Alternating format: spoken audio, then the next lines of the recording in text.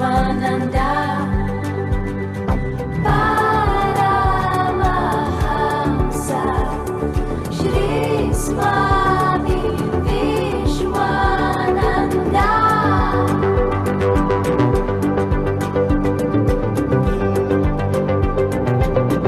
Swami Vishwananda.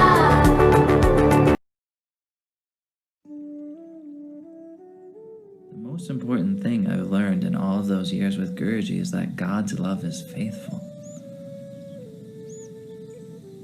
And of course, that was not just a one-off incident. I mean, I can go again and again and again and again of times where Guruji stood by me when I did not stand by him.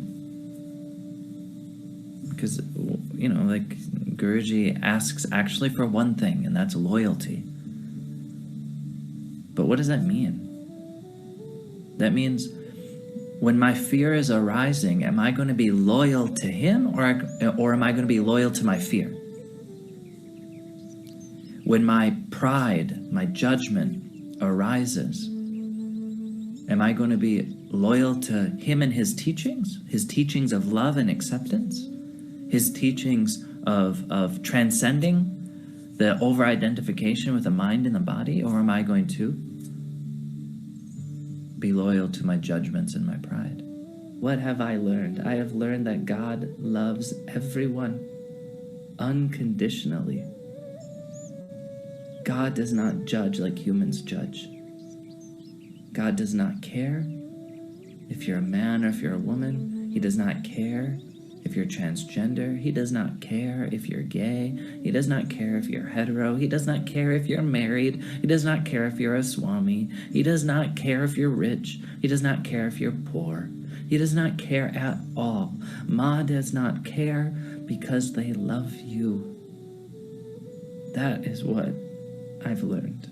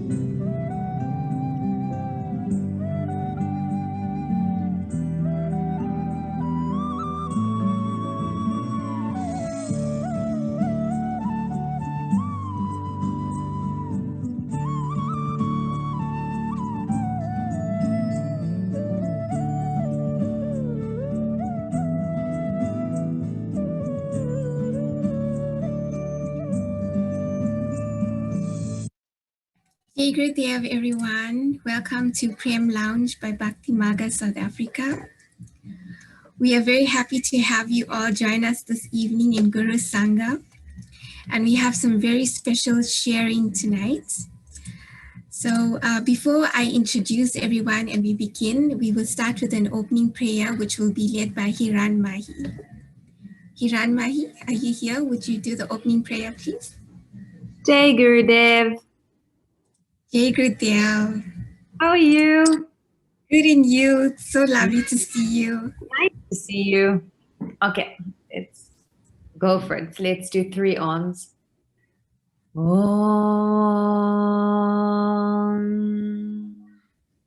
Om. Om.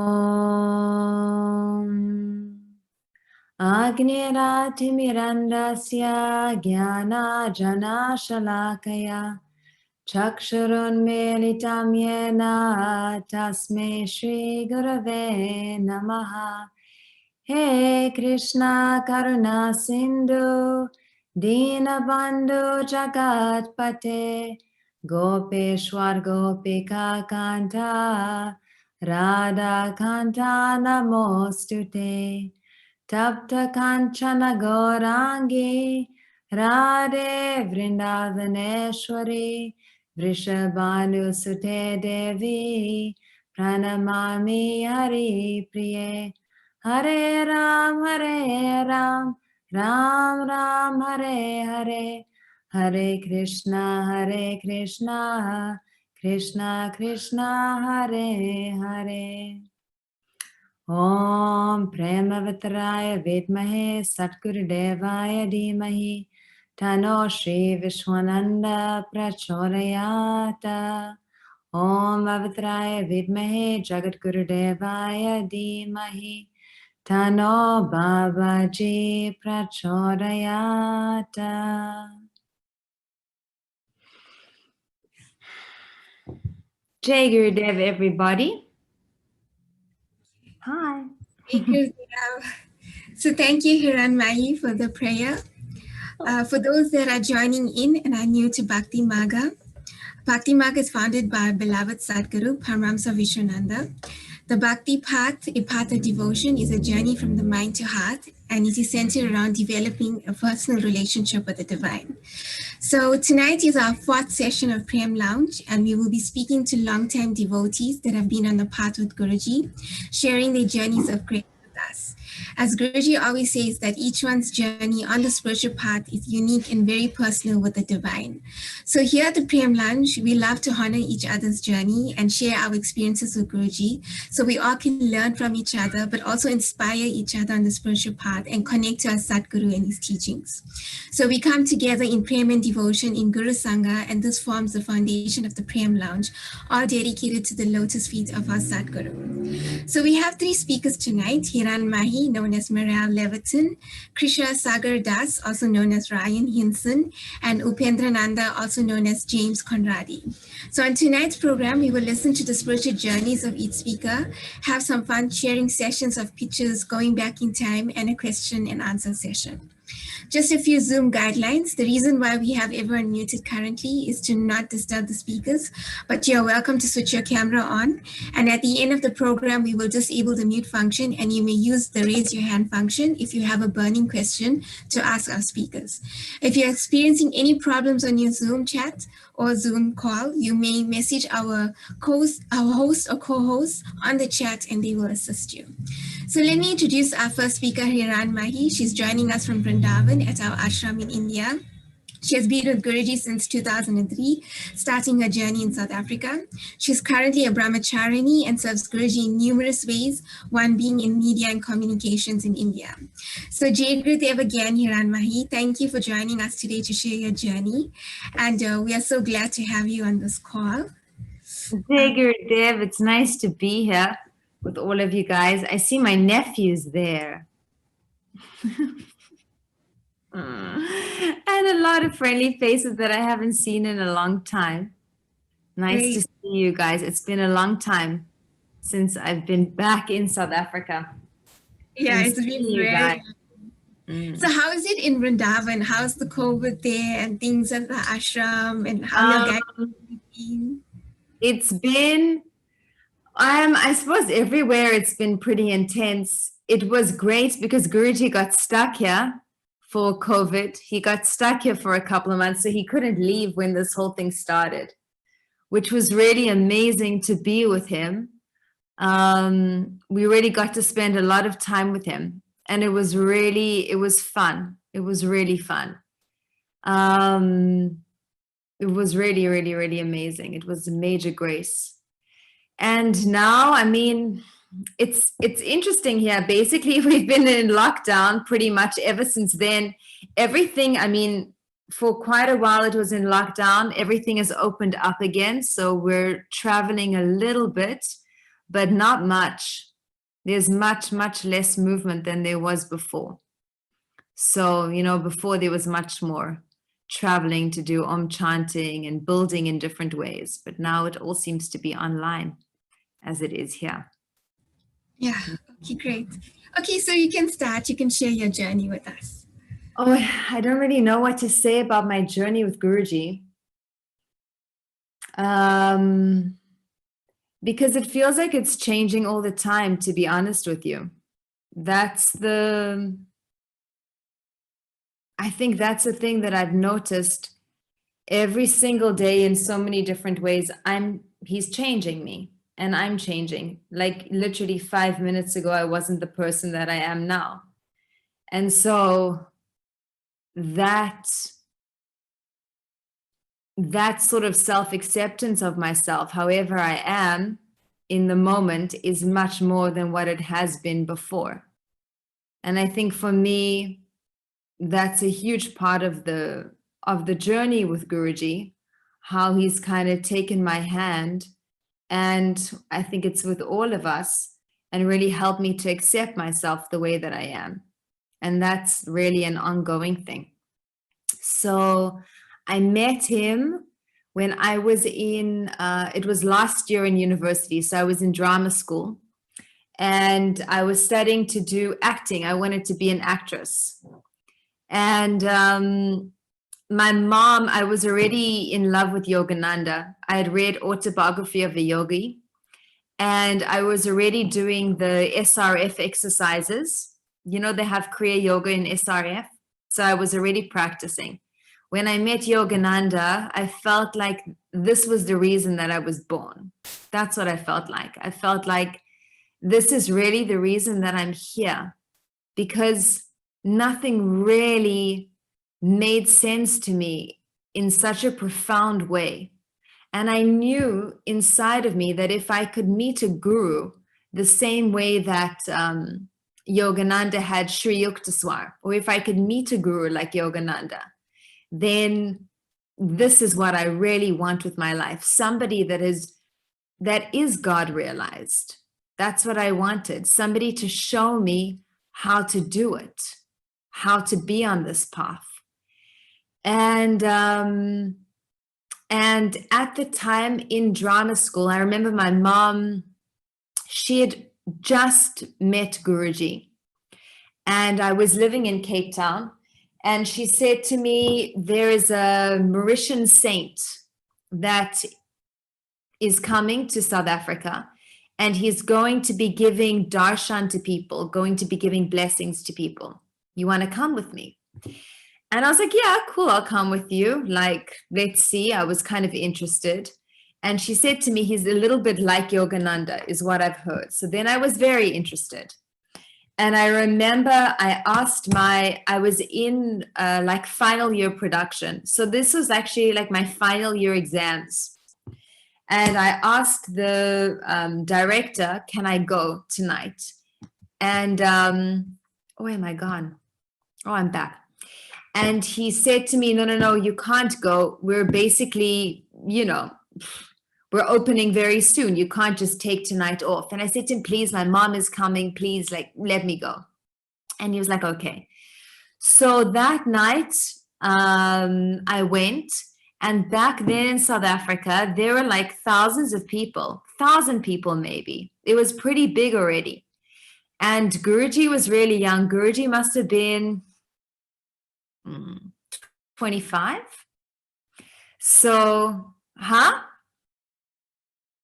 23. No, I wasn't that young. I must have been about 23. He must have been 25 for sure. So, so I remember coming and seeing him, and he looked so beautiful. And for sure, there was a familiarity when I saw him. But it was nothing like, like drop down dead, like throw yourself on the floor crying, like none of that kind of stuff. I was just like, wow, that's really cool. There's a bunch of people here. They're a little bit weird, whatever. And I remember going back, and my mom phoned me in the morning. And she said to me, look, Mirelle, I'm going again tonight. There's another darshan. Do you want to come with me? And I was like, woman, don't you understand? I'm in like finals. How can I go like this? I can't. The director said, no way. literally 5 minutes later, the director phoned me and he said to me, look, Mirelle, I've got something terrible to tell you. You've been kicked out of the play. Like, the play will carry on, but your part doesn't exist anymore. So you don't need to come to rehearsals anymore, because basically that's it for you. And I was like quite horrified and quite disappointed and like, what the hell is that? It's not even possible. It's final years. It wasn't just like, you know. And so I went back with my mom that night and I was like, okay, cool. Alrighty, we go back again. And this time I went onto the stage and I saw Guruji.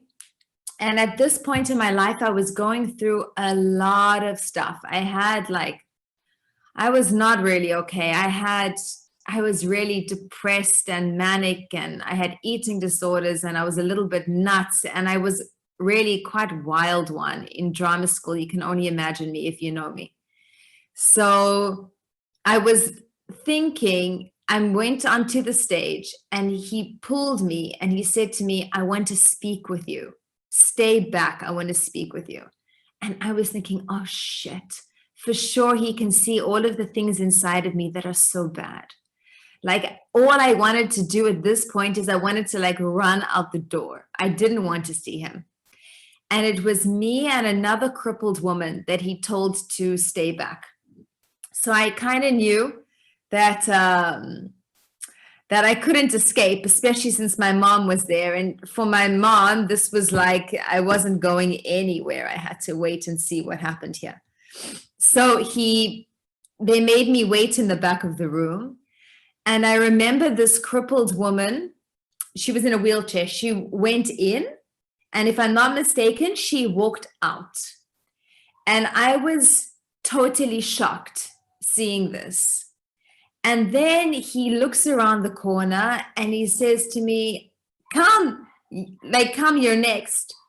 And then he looked at me and he was like, hey, how are you? And he opened up his arms to hug me like he saw me yesterday. It was like such an immediate, like he was waiting for me. That's what it felt like, that he was waiting for me. And, you know, then he said to me, do you remember me? And I looked at him and I was like, no. And then he manifested a picture for me. Like, I have it here so you guys can see it. You see it? Right? Yes. Yeah, it's a picture of Yogananda, and then inside is Guruji. It's Guruji with very short hair is what he had at that age. Oh, wow. So he manifests this for me. And then he says to me, do you remember me now? And instead of me falling at his feet and doing something that is like much more appropriate, I couldn't do any of those things. I just kind of looked at him and I was totally shocked. And then he said quite a few things about me then, which really only makes sense to me now.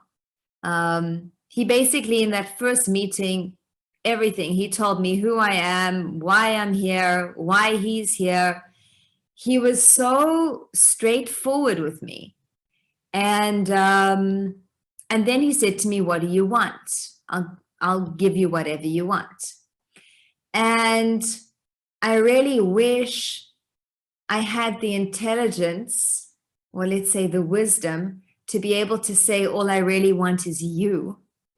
But back then I wasn't that,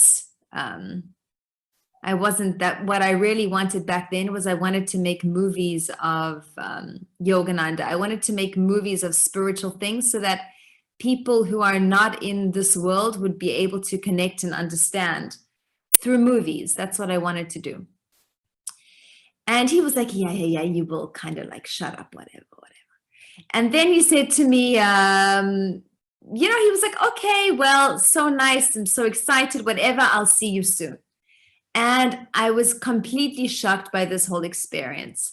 And basically I like walked half through like a door and I walked out, and it it really shook me quite a bit. And then what happened was, at the time I was actually seeing a therapist. He used to do many different like types of reading. I don't know if any of you guys know about rebirthing. So it was this therapy that I was doing. And I go maybe a few days later, and this therapist, he says to me, look, Mirelle, I'm not going to be around for like the next, 2 weeks. I'm going to Mauritius. I'm going to go see a saint in Mauritius. So I'm like, what saint are you going to go see in Mauritius? So he's like, yeah, I'm going to go see this guy, this Vishwananda. I was like, you're joking with me. You're going to go see this Vishwananda. And he was like, no, I'm going in a few days. And I was like, well, this is ridiculous. I'm going to come with you. And so because I had no school, I had no final exam, I got kicked out. There was nothing going on for me. I don't know how I actually had the balls really to do something like this, because I knew nothing about anything. But I booked a flight and I rocked up at Guruji's ashram, which it's the old one in Mauritius, not knowing anyone, not knowing anything. I just rocked up there. I just knew that I had to go. That's what I just knew. I had to go. And I rocked up there in jeans and this very, very, very tiny top. I was completely inappropriate. I mean, I had no idea what the hell was going on, right? And it was really an amazing time, because there was no Bhakti Marga. There was no rules. There was nothing like that. It was a house, and there was Guruji, and there was a couple of devotees. I remember Partha was there.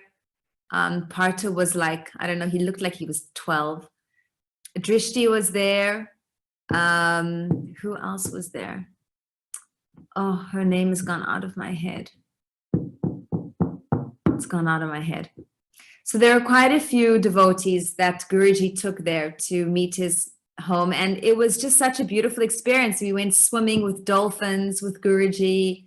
He made us do Baswa like a million times around a tree. I remember he made me go around and around and around and around and around. It was crazy what he did. And he drove me around in a car. He almost killed me. He was a terrible, terrible driver. And we went to a couple of devotees' house, and he was just like, we just really had fun together. We really had fun together. He was obsessed with Shirdi Sai. He made me watch the movie. He made me read the book. And what I remember is this whole time he was trying to help me remember who he is and what the relationship is. And I was so stupid, I really couldn't get it. I could not get it. To the point that Guruji he like gave a performance of doing the SRF Yogananda, like he basically did like a satsang on how you should do Kriya, but the Yogananda way. Showing me who he is, no? I mean, but I really still couldn't understand what he was saying to me. I am your guru, you belong with me. I couldn't totally understand it, because my mind was, I really just wanted to do what I wanted to do. And one night, I remember he asked me to massage him, his shoulders. And he said to me, what do you feel?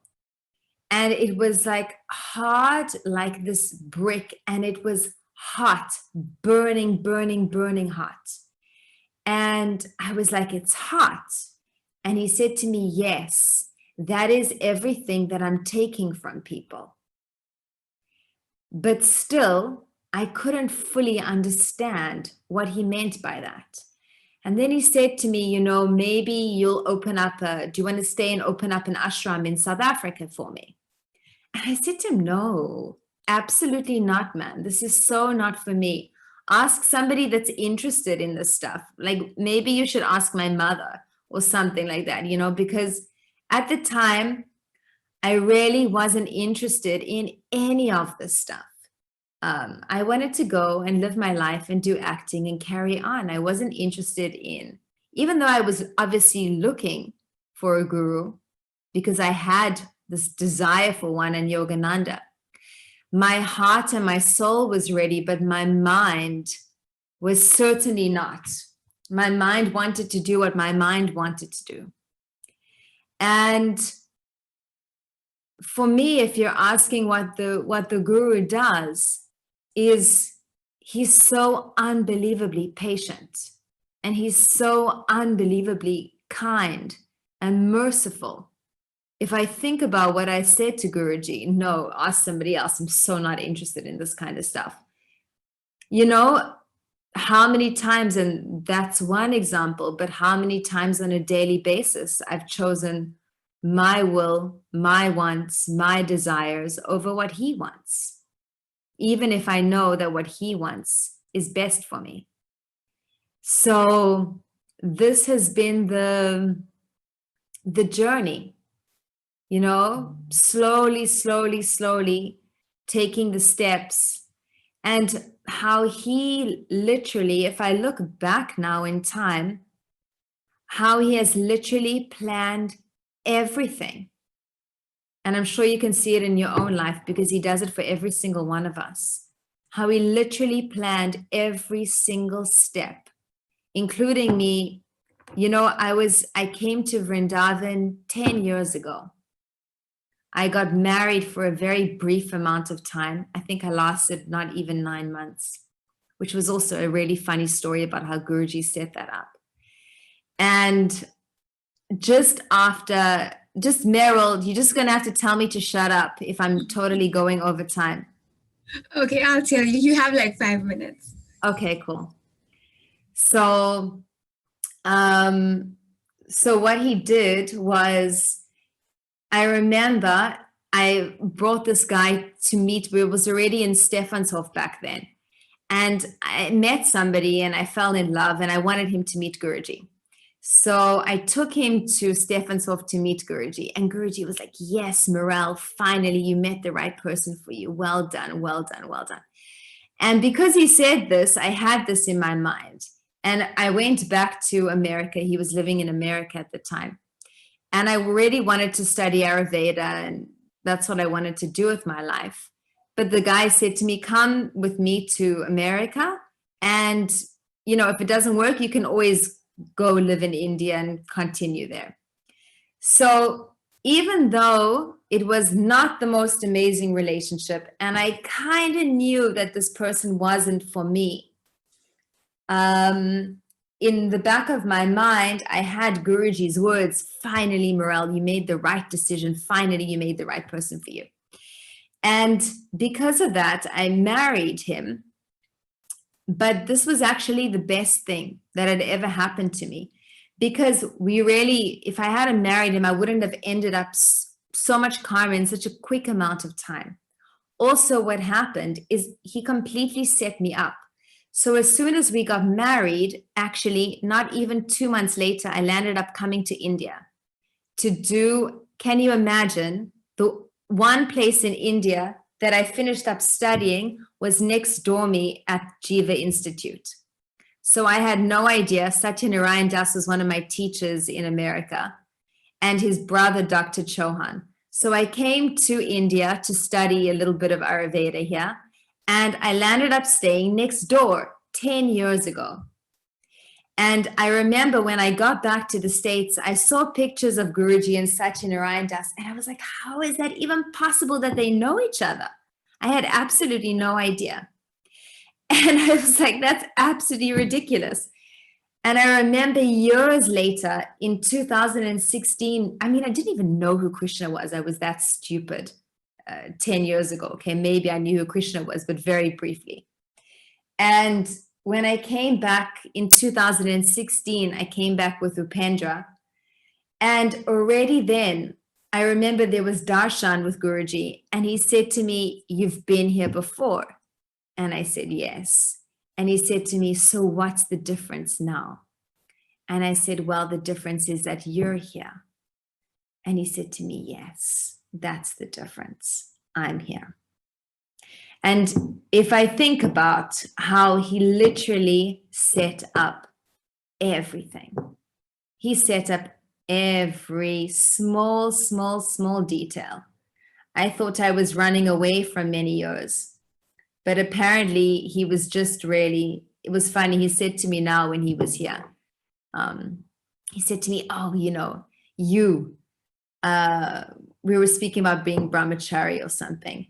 And he said, well, you know, I've been preparing you for at least 10 years. So in my mind, I was just really like a total mess up. But in his mind, I'm very happy to say it was just called preparation. So. Wow, what a story. So you mentioned the thing about Guruji's will and your will. When would you say that it actually changed for you, like it shifted? Because at the beginning you weren't interested and it was about your will. But when would you say for you in your journey that it became about Guruji's will and doing what he wanted for you and what he knew was best for you?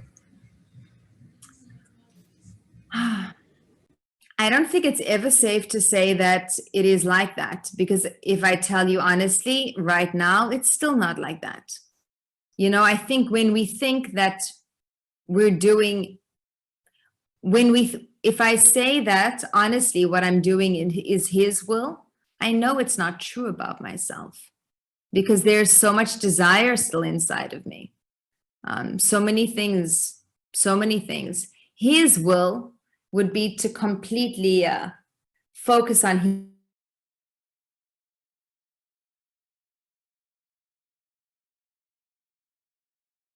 Going to visit these saints, which has been so incredible.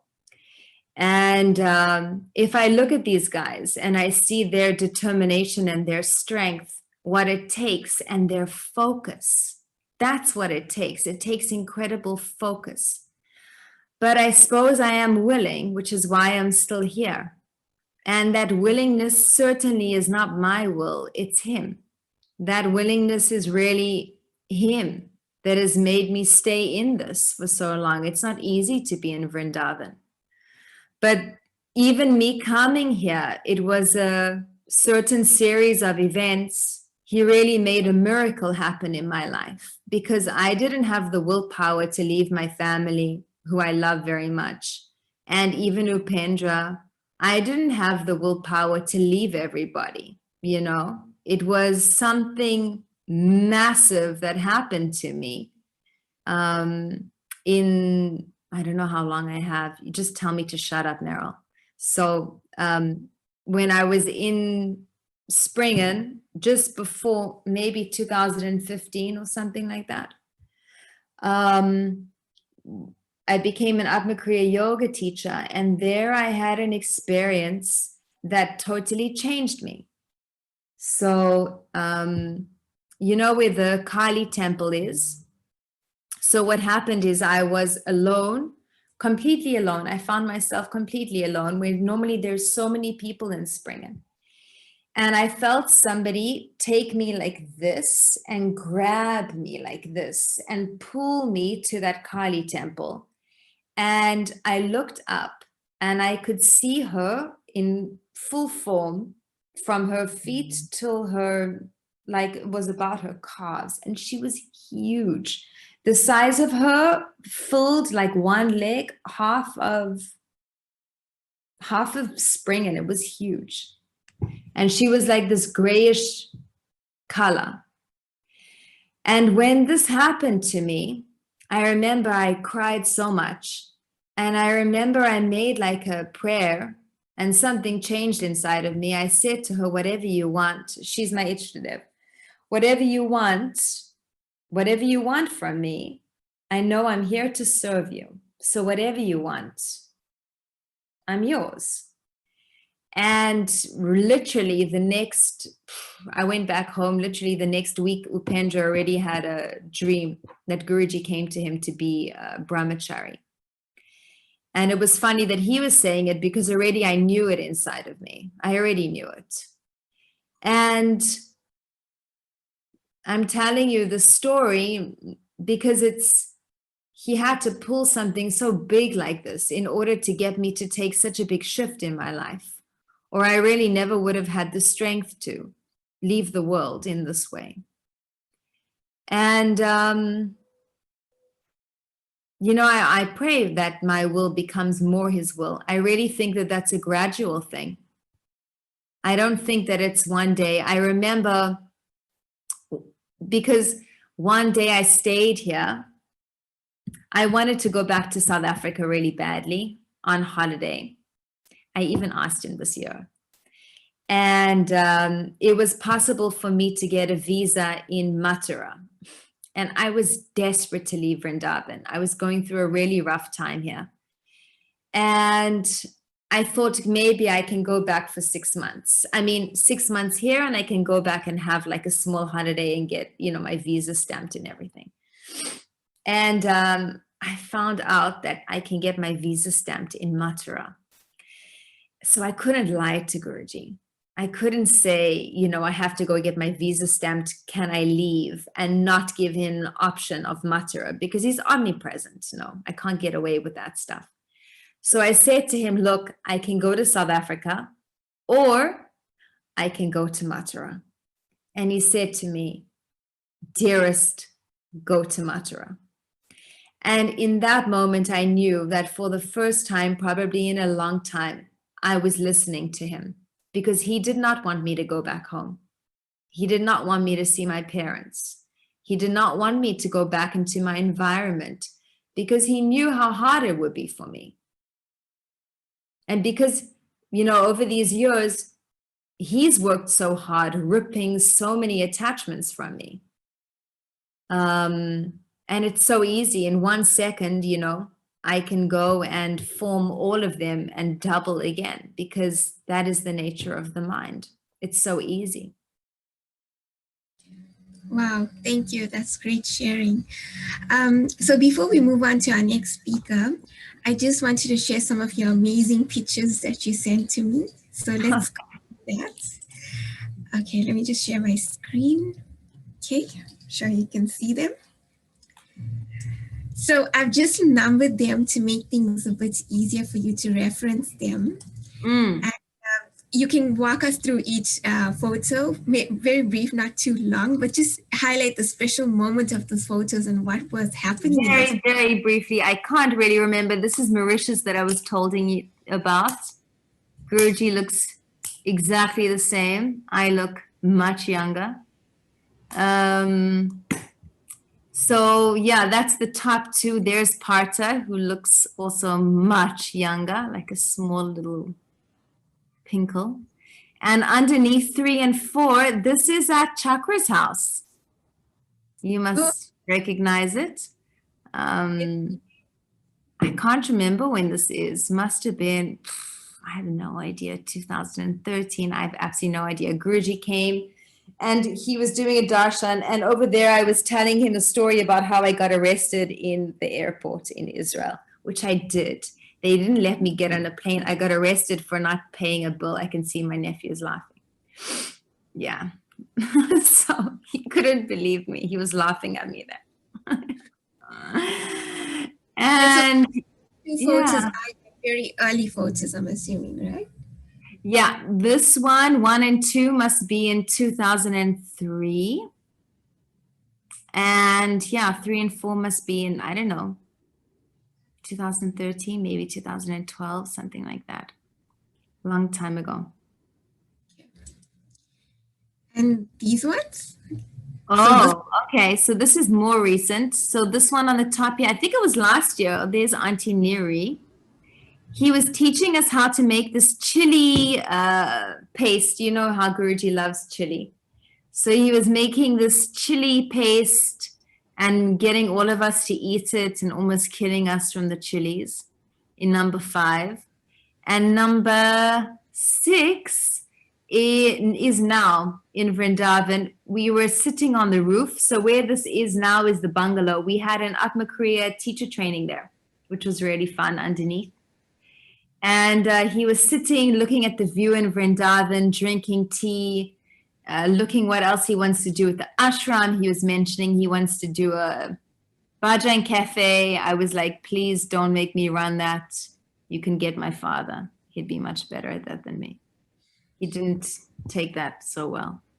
Again, that's doing my will.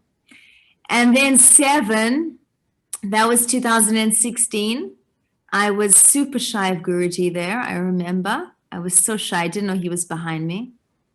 And at that trip, just about then, it was interesting. That trip, he changed everything. I was living in Vrindavan not even 6 months after that. Not even a couple of months. He really just changed everything in my life. And 8, this is, wow, still Vidya was still alive here. So there's Swamini, there's Abhirami, now she's a Rishika. Quite a while ago. Vidya's been gone for 2 or 3 years, I can't remember. 3 years maybe. So we're waiting for him to come. We have really nice pilgrimages here. If this COVID ever decides to end, we'll have some more. Yeah. And number 9 looks very interesting. So can you... Right. Number 9 was really an amazing lesson for me, actually. I think about this one pretty often. Guruji, he was standing next to me and he was joking with me or something. And he says to me, I said to him, can't you take me back with you to Germany? Like, why are you leaving me here in Vrindavan? Like, take me back with you. And he said to me, I can't take you with me. He said, but I'll take you, I'll take you in my heart. And I was like, your heart is so not good enough, man. Like, what am I going to do in your heart? And then he says to me, Hiranmayi, get in this bag. And I got into this bag. And he picked me up and carried me to the next room. And my dad was there. Actually, I think that he helped remove a lot of attachments with my dad. And I remember he put me down in front of my dad. And he said to my dad, he was like, look, a present I gave you. And when he said that, he was saying many things to me. And also while he was carrying me, I think he was removing so many different things from me. He was really preparing me for, I had a really quite a tough time after this. And he really carried me through it. I think I needed a really big demo. I needed a very physical representation in my mind. So he was kind enough to give it to me. And 10 was the first time I ever done puja in my life was with Guruji. I almost shat myself, is what I have to say. I didn't know anything. He was like, Hiranmayi, you take this, you grab this, you have to learn how to paint, you do this. I was crapping myself. I still don't think I'm amazing at puja, but I'm definitely better than what I was then.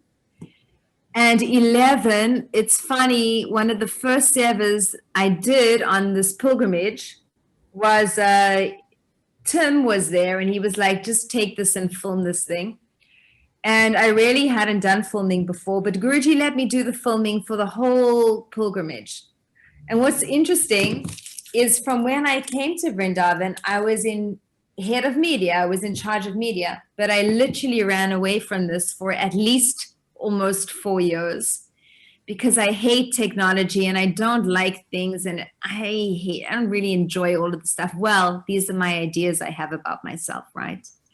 So I did everything I possibly could to pawn off this media onto whoever could come to Vrindavan, who's much better at all of the stuff than me. But it never worked. And when Corona and COVID happened, I had to really just get with the program because suddenly everything went online in about 3 seconds. And if I didn't do something very big, very fast, then nothing was happening in the ashram. And it was super stressful. But with his grace, I don't know how, but it happened. He sent me some help and I learned. I got over my own ideas I have about me. Okay, wow. That's amazing. And then you shared this one video, which I'm going to play for everybody. Oh, man. Okay. I think I was just sending this one to you, but anyway. Oh, so I shouldn't be sharing this. Okay, we'll leave that. Okay. All right. So thank you so much, Hiranmayi, for Pleasure. My And- pleasure. and stay on, because if anybody has any questions at the end, they can ask you. So we'll Cool. go move on to our next speaker. Cool. Yeah. Jai Gurudev. There. So our second speaker is Sagar. He has the most amazing stories and adventures to share with us about his spiritual journey in general and with Guruji. Sagar has been with Guruji since 2000 and he has a very close relationship with Guruji. Jai Gurudev, Sagar, thank you for joining us this evening. It's so wonderful to see you. Hello, everybody. It's so nice to see all the familiar faces. Wow. Takes us back. It's like a blast from the past in some of these instances. Papa. We haven't seen each other for such a long time with everything that's going on. Thank you for your beautiful stories, Mirelle. Hello, Rai. It's so nice. It's such a good reminder of all the things that we've worked through and the wonderful times that we've had together. And there's so many points that you touched on in your stories that were quite relevant for me as well. I really love the way you say that two things. Guruji really plans everything from the most minute detail and he almost gets the whole world to conspire with his will. And then we sort of just get dropped in, and then hopefully we eventually fit in to that big conspiracy that's happening all around us, which is always and has always been, and I've realized that for our own good. Mm-hmm. So I love that, because I also talk a little bit about some of those things that happened to me in a similar way.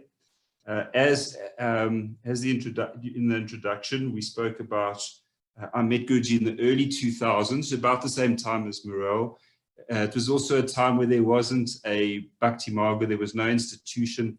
It was really just a group of friends that used to get together for satsang on a Thursday in a devotee's house, in a tiny room at the top of the staircase. We couldn't even sing the Guru Stotram opening prayer. It was a big thing to learn that for one of his first trips. I remember we spent days just trying to get that right.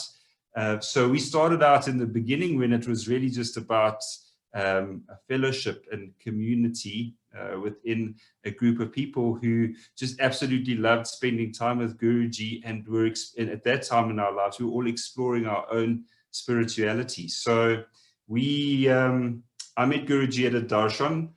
How it happened, it was quite interesting. I had a very big trauma in the year that I met Guruji. My housemate and best friend, who I'd shared a house with for 5 years, was killed in a car accident. And it was a big shift for me, because in a matter of moments, my whole life changed. And as a result of that, it was almost like a catalyst for me to move forward in my own spiritual path and my own spiritual development. That year, a few months after the motor car accident, I was invited to come to a darshan with Guruji, and it was Indonesia. And in those days, it was amazing, because there was already queues in those days in South Africa. I think we were really ahead of the curve. We used to have darshan of 1,500 people back in those days, and that was really in the very, very beginning. And I remember I'd met Kalindi at yoga, at a yoga school in Hyde Park. And we were in this big hall, and the next thing I saw, Kalindi was guiding all these people. And I thought, wow, this is incredible. All these people that I've met here and there, all creeping out of the woodwork. And it was amazing, because obviously there was a lot more to us knowing each other than I'd realized at the time of our first meeting, because we actually have been almost like family for the last 20 years. These are people in our Bhakti Marga group that we can actually say our family. And Kalindi is definitely one of them. Mirelle, definitely one of those people for me, Upendra. So we had this amazing darshan, and Guruji, he didn't say anything to me, but I remember he spoke to my mother, and everybody was so excited. What did he say? When I asked my mother after the darshan, what did he say? What is it that he told you? And he had just asked her name. And this is important, because later on, and this is also going back to what we've just spoken about, how everything is so perfect in the minutest details. We started off with these darshan, and That was great. It was definitely the opening and the beginning of something for all of us. I could feel that seeds were being planted, but we didn't really understand the magnitude of what this was all about in those early days. Within a year, Guruji had come back. In those days, he used to visit South Africa once, sometimes even twice a year. And he was back not long after that first darshan that I'd received. And we had an amazing darshan in Sandown at a high school. It was absolutely packed. And at that darshan, he whispered a guru mantra into my ear. So Mirelle said how clueless she was with a lot of these things. Well, I was just as clueless, because a guru mantra, you're not supposed to whisper. You're not supposed to ever repeat it out loud. You're not even supposed to whisper it out loud. It's so sacred. And in order not to forget what he had told me, I walked off after the darshan, repeating the mantra as loudly as I could to absolutely everybody to please write it down so that I didn't forget what I'd been told. Now, I've been told since then that if you share your guru mantra with somebody, the benefits of that mantra are then dispersed amongst everybody who's heard it. So 20 years of chanting this mantra, I wonder how many, I hope it's had some positive impact on other people's lives, and that God forgave me because I didn't understand all of these things. But, you know, Swami Guruji, he is so, he's so forgiving and so loving and so playful that even some of the worst blunders that the Westerners, us Westerners can make, he even laughs at. So from a very, very early part of my journey, he decided that I was just to be called a blondie. So whenever anything goes wrong, he'll just say, don't worry, it's just blondie over there. It's not a big issue. So that sense of humor that he has really softens everything and makes it so much easier to connect to him. He's relatable to us. And he really is very much a part of this world, although we know that he's not of the world as other people are. So that sense of humor has really helped bridge so many gaps. The next big thing that really happened, if I had to just try and think of it year by year, we had a beautiful darshan in Sandown, and then Lolo, do you remember the darshan at Michael Mount, at Mount Waldorf? When we'd prepared for this darshan and we thought we had got everything right, except we didn't really know how many people there were going to be. And it was absolutely packed. I think the hall could take 800 people and there were 1,500 people. And we thought that we had this route that everyone was going to move down to the darshan, absolutely 100% mapped out perfectly. This had taken weeks of planning. We'd all been singing the Stotram non-stop for 3 weeks so that we could at least get that part right when he arrived. And everything in that darshan went wrong. I mean, absolutely everything that could go wrong went wrong. There were, it was a work night, it was a weeknight. So people had come late after work. Guruji was late. The hall was completely overpacked. There wasn't space to move. And then Guruji just started talking, and he spoke, and the time just went on, and people were getting more and more agitated because it's 9 o'clock and we haven't even started the darshan. It's a work night. People are waiting outside the door. So eventually the darshan did start, and it was really, because the way that we had decided to move all the people to darshan and to walk out, I think people were too annoyed and irritated to listen to the instructions. So a queue formed, and then the queue disappeared into a mass of people, and all those people just became the queue heading for Guruji all at once. There was no order. Everybody just in the hall pushed their way to the front and then started wanting to elbow each other out of the way to get to the front and to get their darshan. And I didn't actually know I had invited family and friends to this, and I was so embarrassed. I didn't know what to do. It was one of the most awkward evenings of my life. Lolo and we didn't know what to do with ourselves. Eventually, I know that there was a room upstairs. I had to go and lie down for 15 minutes because I thought, I can't take this anymore. Everyone was screaming at us, telling us, this organizer was, I went to have a nap. during the darshan, had a nap, try and just recharge. And yeah, the darshan finished about 3 o'clock the following morning, probably one of the most hair-raising evenings of our life. And that trip, I was asked to be Guruji's driver. So this was really the first time that we had connected, other than him giving me and the rest of the audience my Guru mantra the year before. So we had the, he hopped in the car after darshan and he was smiling from ear to ear, and I thought I had one eye here and one eye here. I had to try and assemble myself to drive us home after the stress of the evening.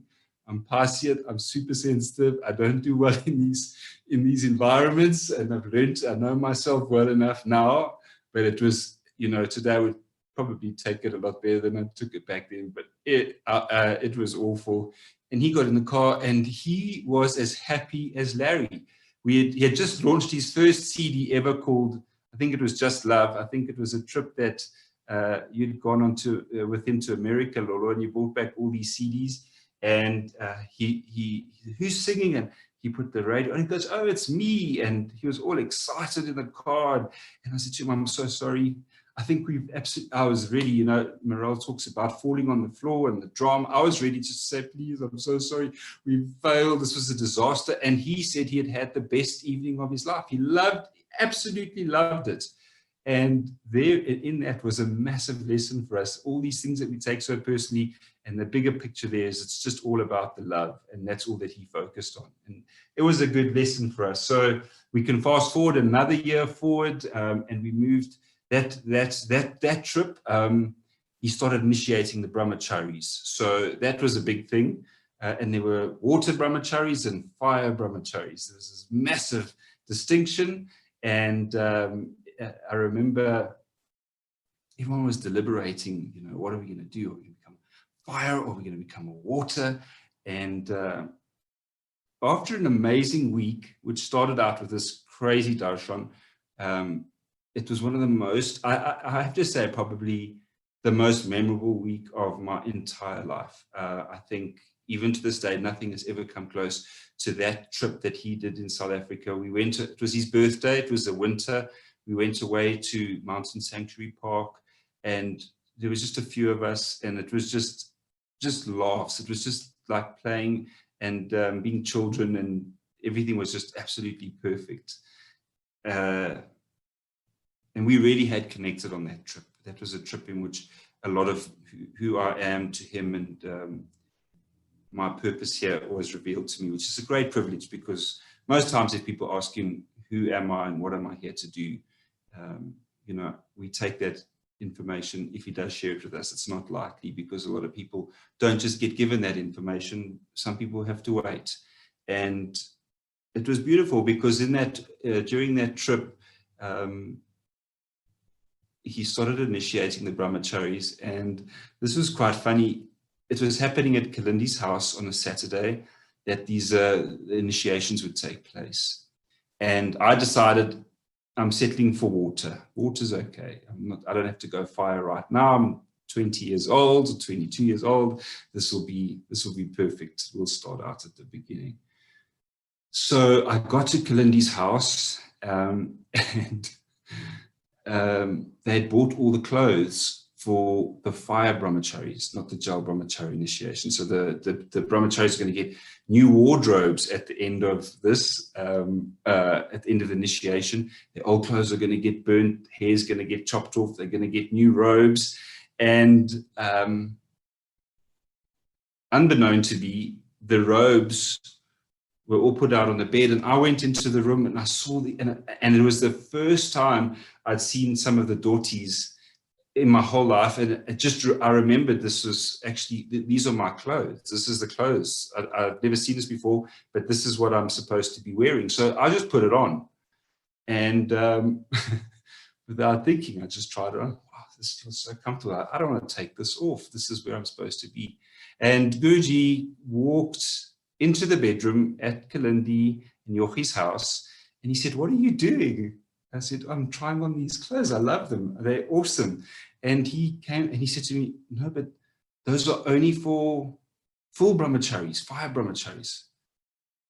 I remember I had a split second in which I had to respond to this. And I just said, well, okay, I suppose that means I've got to be a full Brahmachari.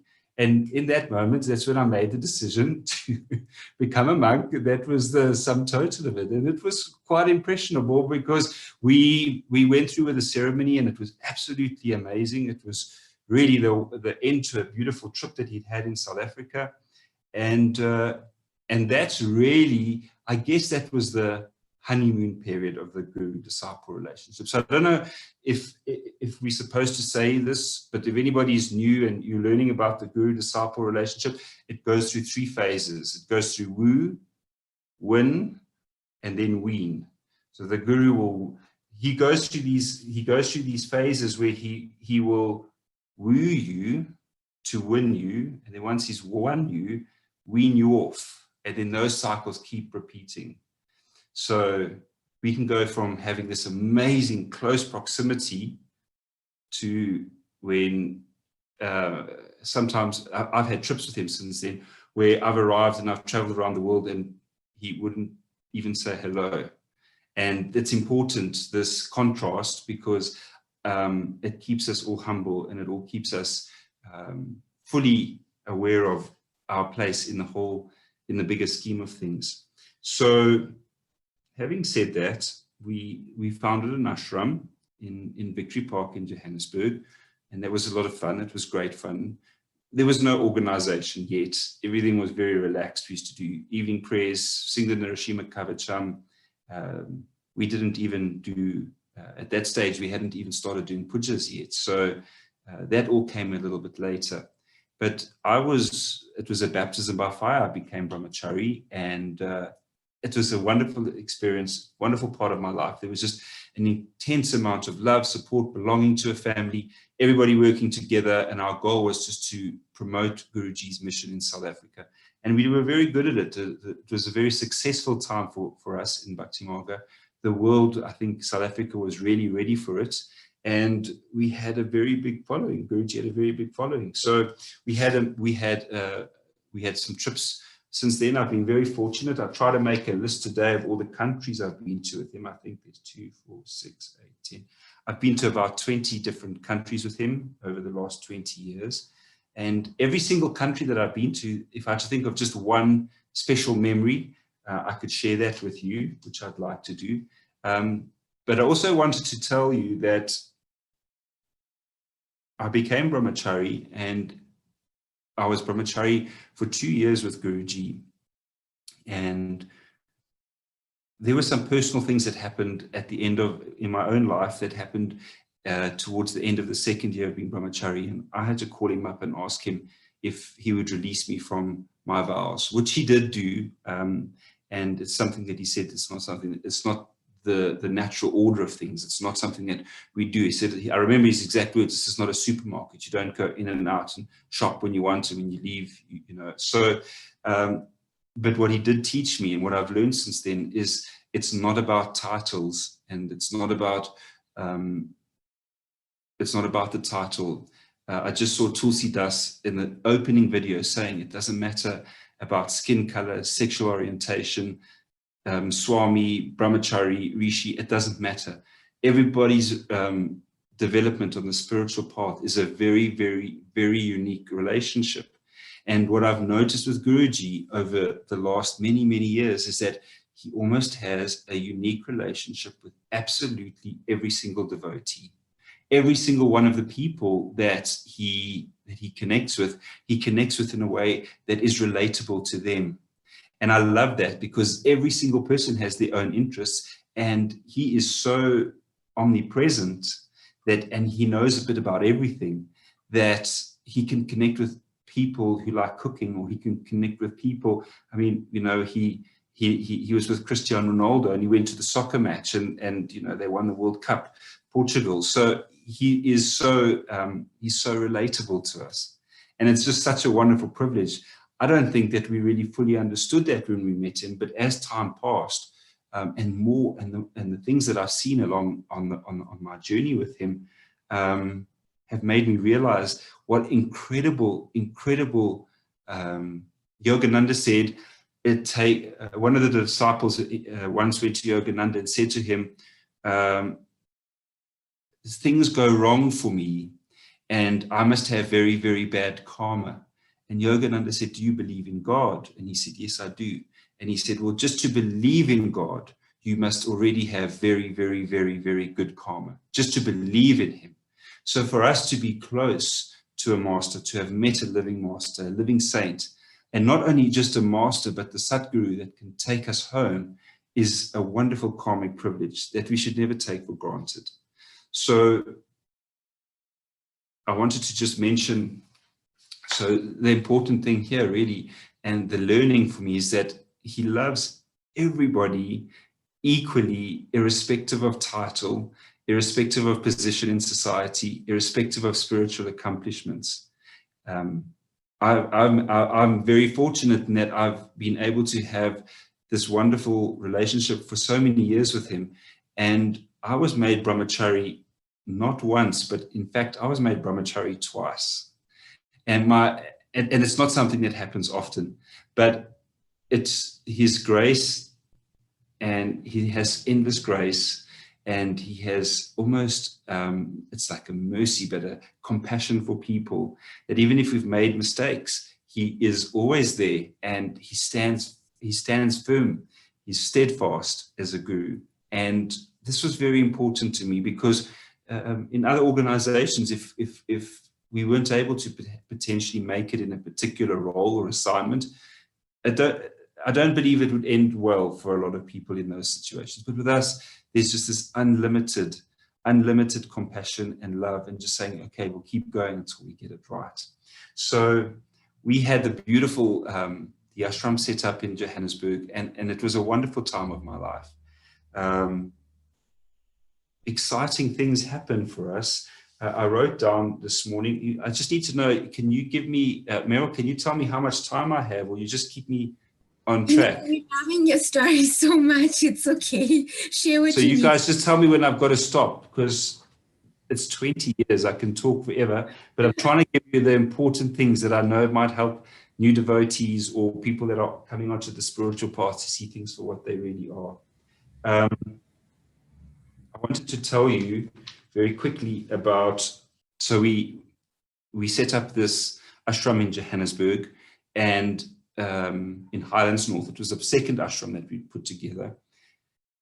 And then the interesting thing, I want to tell you how Guruji answers prayers and how he can really make things happen. Alignment, grace, he can really set things into motion. We bought this ashram and we had a wonderful few years in that premises. And there were some major changes that happened in Bhakti Marga in the year 2008 or 2008. And as a result of that, we needed to sell the house. But we didn't follow Guruji's instructions on how to do it.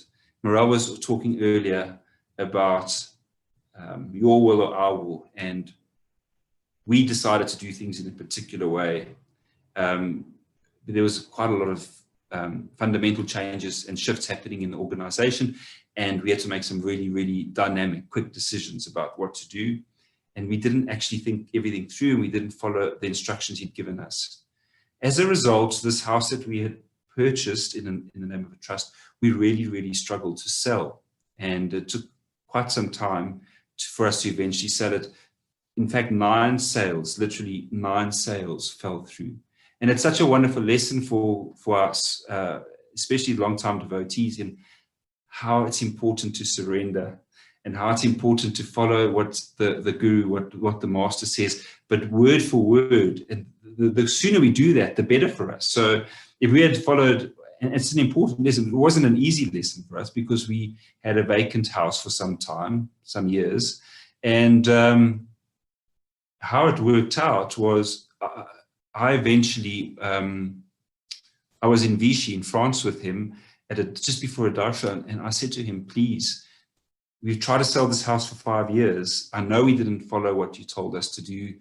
There was a lot of confusion at the time, but I'm asking you for your forgiveness, and I'm asking you to help us sell the house. And he said, well, do you believe you've learned the lessons yet? Do you believe that you as a group that own this house have learned the lessons? And I said, I really think we've learned the lessons now.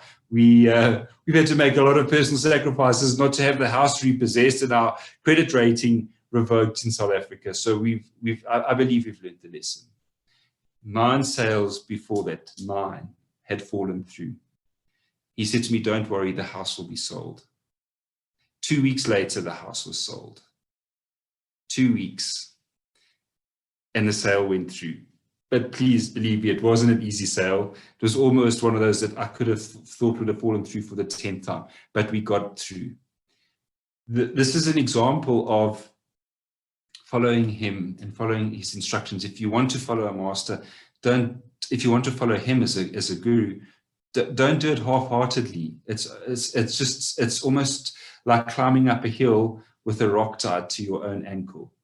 Another wonderful story, and I think I can end off with this, is a personal story that maybe have some benefit. 2 things. I had when I moved to France in 2011, primarily I moved to France so that I could be closer to him in Germany. And when I got there, I developed a condition of alopecia where hair fell out in patches and nobody could explain what it was. Doctors around the world, no one could tell us what it was, and there was no way to cut, there was no way to have a haircut even, or to just shave my head all the time, which wasn't a problem because as Brahmacharis we used to have our heads shaved. But it became a big issue for me because I had all these patches, and I was incredibly self-conscious about all of this, and my hair not growing, and my beard had stopped growing, and all the hair fell out, my eyebrows fell out.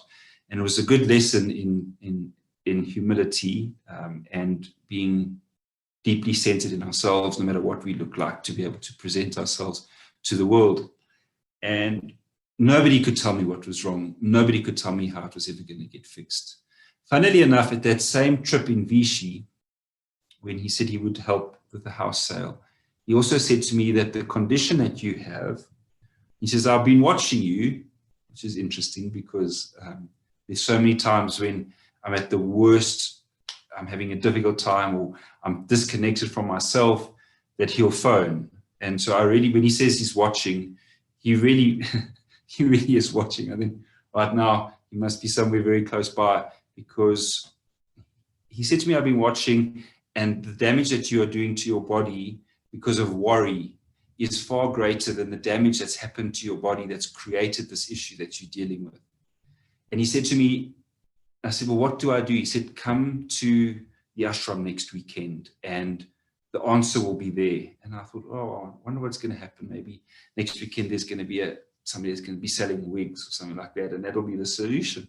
So I went off to the ashram. It was the middle of winter in Germany. It was minus 20 degrees. It was so cold that I couldn't, South Africans aren't designed for this walk from the car to the front door of the ashram. But I got there and he said to me, I need you to go, and you've got to go to a place, you've got to go and get cow manure. You've got to go and get cow dung, and you've got to put it on your head every single day. So after traveling around the world and seeing every doctor, I was totally up for a bit of cow dung on my head. I didn't think anybody would think that was at all strange. And we were off, Parta had organized somebody to drive me to a organic dairy farm that it was a vegan friendly. It was a farm that it was more for the care of the livestock. It wasn't for the using of the produce. And we got to this, we were about to leave, and this total stranger walked out of the ashram and walked out of the front door, and he just said, hey, could I come with for a ride? So I said, well, of course you can. You're very welcome. I'd never met him. And we were driving along and we were talking about my condition. We went to this place, we got the cow dung. The people at the farm thought we were absolutely crazy. All these guys with tilaks and dhotis walking in the mud, picking up cow dung off the field. And on the way back, and Guruji told me I had to wring it out in a cloth, and it had to become a liquid and had to be poured on my head. Anyway, you do what you got to do. But driving back from this farm, this man said to me, the stranger said to me, you know, I'm a medical doctor, and what it sounds to me like is you have heavy metal poisoning. And I said, what on earth could that be? I've never heard of such a thing. And anyway, it turns out after 1.5 years of searching for what was causing these issues, it had been heavy metal poisoning. And I got a diagnosis. And Guruji said to me, your hair will grow back.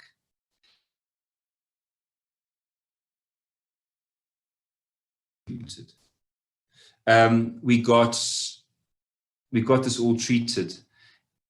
Guruji had made in these fine details it possible to meet a doctor. At that moment, he'd asked me to come to the ashram so that that meeting could take place and we could find a solution to this problem that no one else could help with. And after some time and some treatments, you know, many doctors said absolutely untreatable, hair fallen out, not going to grow back. Many treatments, my hair has grown back, and it was a big thing for me. So, and my health has been restored, and it's all through his grace. It's all through his grace in all these very small details. The last thing I wanted to tell you is talking about the omnipresence of the Guru. We've got a great friend who's been involved with Guruji, but very much from the sideline for some time. Her name is Kamala, and she had 2 gurus. She met Vishwananda after she had her own guru, and he gave her his blessing for her to continue with her own guru. But I think he's always been very much, connected. And all of us as devotees are connected. He says, I'm here to serve the devotee. I miss you and I love you as much as you miss me and love me. If you have a feeling of longing for me, in the same way I have the same feeling of longing for you. It's not a one-way street. And she's just had a recent operation. It was a sudden but quite severe operation that she needed to have. And I said to her, don't worry, I've got darshan. The operation was last week, Thursday, or the week before. And I said, don't worry, I've got a darshan tonight, online darshan. I'll hold your photograph in the darshan so that he can give you a blessing for this. And I ran late at work that day, and I wasn't able to get back in time for the darshan. But just as the darshan started, and I knew it was the time, but I wasn't able to make it to get onto the Zoom call. I just closed my eyes and I said, please, if you could take care of Kamala. She just had this big operation. And that's all. I wasn't on the darshan, I wasn't on the call, I didn't hold up a picture. And the next morning, Kamala phoned me, so that's a week ago, the next morning, to say, I just wanted to tell you that I dreamt about Guruji last night for the first time in many years. And the pain in my leg has subsided this morning where she'd had the operation. So there was a confirmation. I didn't even say, oh, by the way, I didn't make it to the darshan because I was late. But I know that just by asking him something, he had already acknowledged it, even though it wasn't in its physicality. And that for me is just representative of this amazing relationship. So I'm very blessed and I'm very grateful, and it's something I could talk about for days and days and days. I hope that some of this you would find useful. I think that I've pretty much covered all of the important things that I would like to share with anybody that's a newcomer, and also some of the wonderful stories with the family and this journey that we've been on together, and how much I love you all and how much you mean to me. And then I suppose, Mirelle, I suppose you want to put up some photos. I don't know which ones you chose. Yes, well, you sent me so many, so I had a hard time to choose. No, but I would leave it up to you. I don't know. I don't know what I'm leaving it up to you. I'm going to leave it in God's hands this time. Okay, cool. But thank you so much for your sharing this. It was very insightful and very valuable lessons to learn. And I'm still amazed. You went to like 20 countries with Guruji on pilgrimages. Wow. Hold on, I want to double check that. I've been with him to Mauritius, Switzerland, obviously to Germany, America, Portugal, Italy, the United Kingdom, France, Poland, Slovakia, Brazil, India, even done a trip in the south of France. I took somebody to meet him. You were there, Lolo. Remember at that darshan that we had at that beautiful house in the south of France, the Russian, you were there with Yochi, 2016. Anyway, it was a beautiful experience, but I took somebody with me to meet him. And he came to me after and said, this person is not a good person. It's not a good person for you. And 3 days later, that person, after years of friendship, phoned me up and said, I don't think that we should be great friends anymore. And I realized that Guruji had done what needed to be done. And as a result, there was a massive change and improvement in my own life. So it's very special. Wow, that's amazing. Conradie will ask you to talk a bit later because everyone keeps referring to you. So let's just go through your pictures quickly. So yeah, you can walk us through them. We have the first 1 to 4 pictures and tell us about them. Hang on, I've got to just move this around. Oh, well, that's the one in the south of France. Yeah. Oh, I'm wearing the same T-shirt tonight as I was wearing that day. I don't know if you can see this T-shirt. It's my favorite of all his logos. It's got an SV. Can you see? Isn't that beautiful? So my favorite T-shirt, actually. That was the first photograph of us meeting in the south of France. The second photograph is we were on a trip in Brazil, and we met in the airport.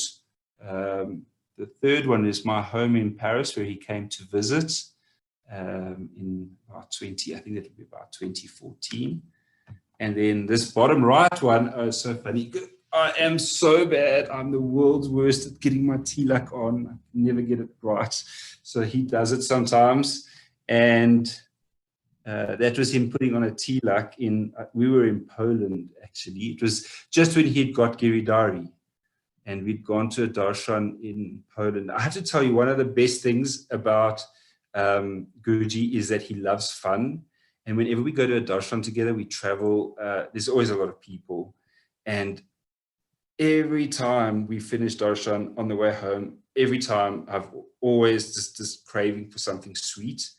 And no matter where we are in the world, this was the time that we were in, this was Slovenia. I think we were in Slovenia, that there was a convoy of 20 cars. And on the way home from darshan, I said, please, we've got to get something sweet. And all 20 cars come to a standstill so that we could run into the shops and we can get ice cream or whatever. That's before we were strict vegans. So even in Brazil, 20 cars, a convoy of 20 cars, and he's always up for fun. So if we say, let's stop and do this, he's totally open to it. So that's the bottom right picture.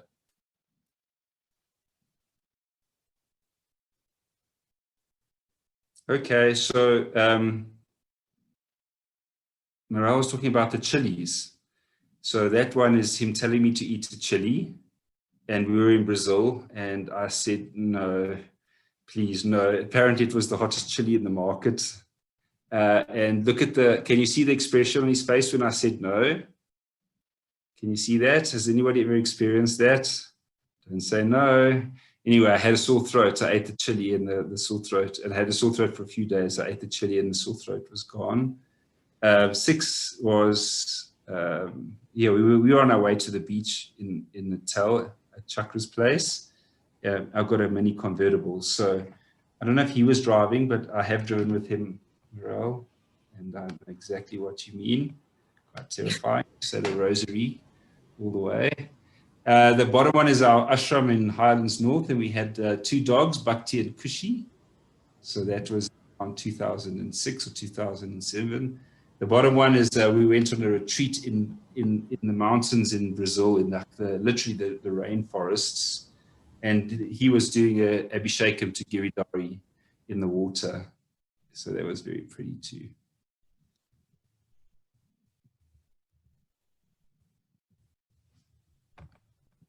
I had to ask him for permission to share some of these today, and he said it was fine. So there we were. That was at a darshan in London. One of the things you'll be able to work out where we are in our timeline of Bhakti Marga is what the tilaks look like. So we could actually do I think we could do a whole book on the different tilaks, and you can see where we are in the greater scheme. But you can see I don't always get them right. So often everybody else will have it on, but mine's already washed straight off, especially in hot climates. So the photo number 9 was at a darshan in London. Photo number 10 was at the opening of our temple that we had in a town called Belo Horizonte in Brazil. My spiritual name is Sagar. My first initiation, I was Sagar, Sagarananda. Second, Dharananda. He asked me what I would want to keep, which name, when I just became normal water Brahmachari. And I've kept Sagar, which means ocean. So whenever we go anywhere that there's a sea, he always indulges me to go swimming. So it's one of our favorite things, really one of my favorite things to do, is to go in the water. You can see that photograph there at number 12. We were in Brazil, and we had to drive about 3 hours to get to a beach so that I could go swimming. And that was him in his swimming trunks. And then the number 13 is my initiation as a Atma Kriya teacher, which is also very special. Wow, thank you so much. So I noticed, like, in a lot of your pictures, you're carrying Giridhari. Any experience you've had with Giridhari that you can share with us? You know, I was with Guruji when he got given, or probably a week after he was given Giridhari. And it's very special because I see, you know, I often help Guruji get ready for bed at night, help him get into his pajamas and get ready for bed. And, you know, I have to tell you, it's so special to see how much he loves Giridhari. He sings to him before bedtime. He'll sit on the side of the bed and he'll talk to him and he'll say, okay, we're going to sleep now. And then, you know, sometimes if there's a radha next to Giridhari, he says, now you two, and he'll talk to them just like this, and you two, we're going to sleep now, and I'm going to close you, and he's got little boxes for them, and he'll speak to them, close the box up, and sleep tight, see you in the morning, wakes up in the morning, talks to Giridhari once we've woken him up. So for me, the most important lesson of the Giridhari, of having Giridhari around, is the absolute unconditional love that he has for Giridhari. It is so complete that the best experience for me is that it teaches us to love unconditionally the way that he does. Wow, thank you so much, Sagar. We appreciate your sharing. So thank you so much. And we'll come back to you at the end if anybody have any questions. So we'll move on to our next speaker now, Upendrananda. And just a little bit about Upendrananda. He is a Brahmachari, and he is currently an Atma Kriya yoga teacher and the country coordinator for Om Chanting in South Africa. He has been with Guruji since 2004 and has been on many pilgrimages and adventures with Guruji. So we look forward to hearing about his journey. Jai Gurudev Upendrananda, thank you for joining us tonight.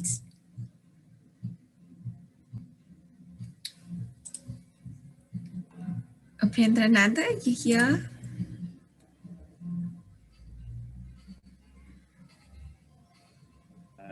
Can you guys? Hello? Hello? Yes, we see you. Jai Gurudev. Can you hear me? Yes, we can hear you. Can you hear me? Yes. Okay, cool. I know you're in the middle.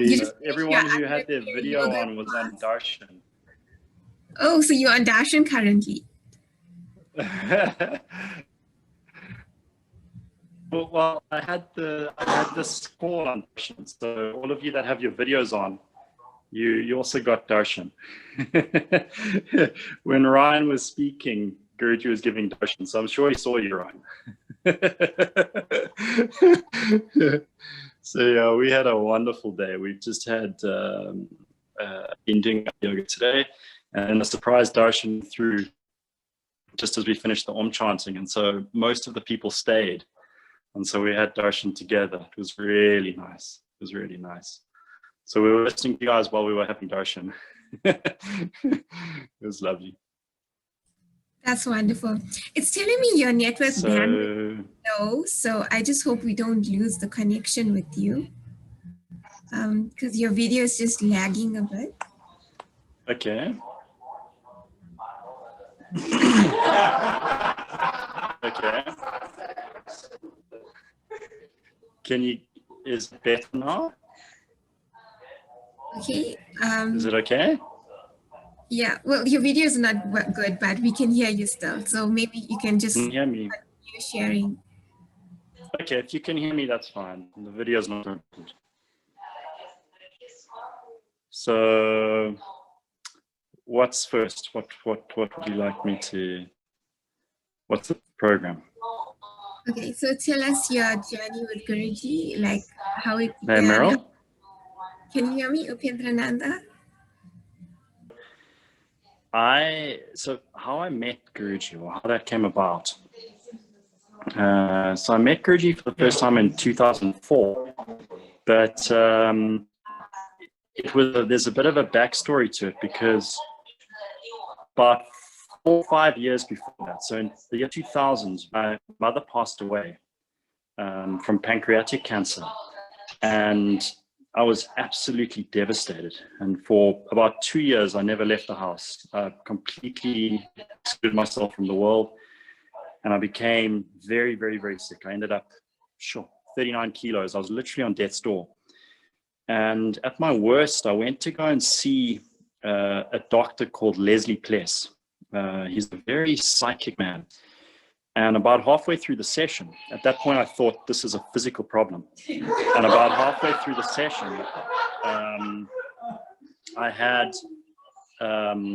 he stopped and he said to me, you know, you're probably going to think I'm crazy, but I can hear your mother speaking to me.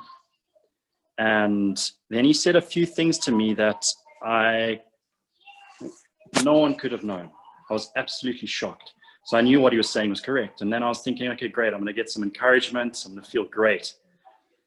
And she said to me basically that I'm being a victim and I need to get my act together, because no one's going to fix my life, that I have to choose to heal. And at that point, I'd given up on life. I was pretty much ready to die. And she told me that if you don't change, you're going to die soon. And you have such a massive opportunity in this life. It would be such a waste. And so it really shocked me. And it got me out of this victim state. And I went out and I found a job. And then I enrolled for university at the end of that year. And that was in 2003. At the end of 2003, I enrolled and I started university in 2004. And that year, so not even, probably a year after that, is when I met Guruji. So one of my mother's really close friends, someone who was actually helping her when she was really sick, was Jane Bletcher. And she was the lady who organized for Guruji to come to South Africa for the first time. And I met, by that point, she had moved out of the country, and one of her close friends called me up and said, look, I know you love Paramahamsa Vishwananda.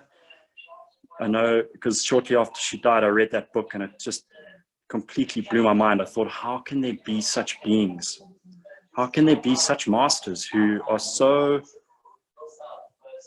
incredible? It just didn't seem possible. And I longed to meet such a master, someone who's truly God realized. But I thought, what are the chances? I mean, today, there's no one like that. And probably within 6 months, she called me up and she said, look, this saint is coming from Mauritius. His name was Visham at that time.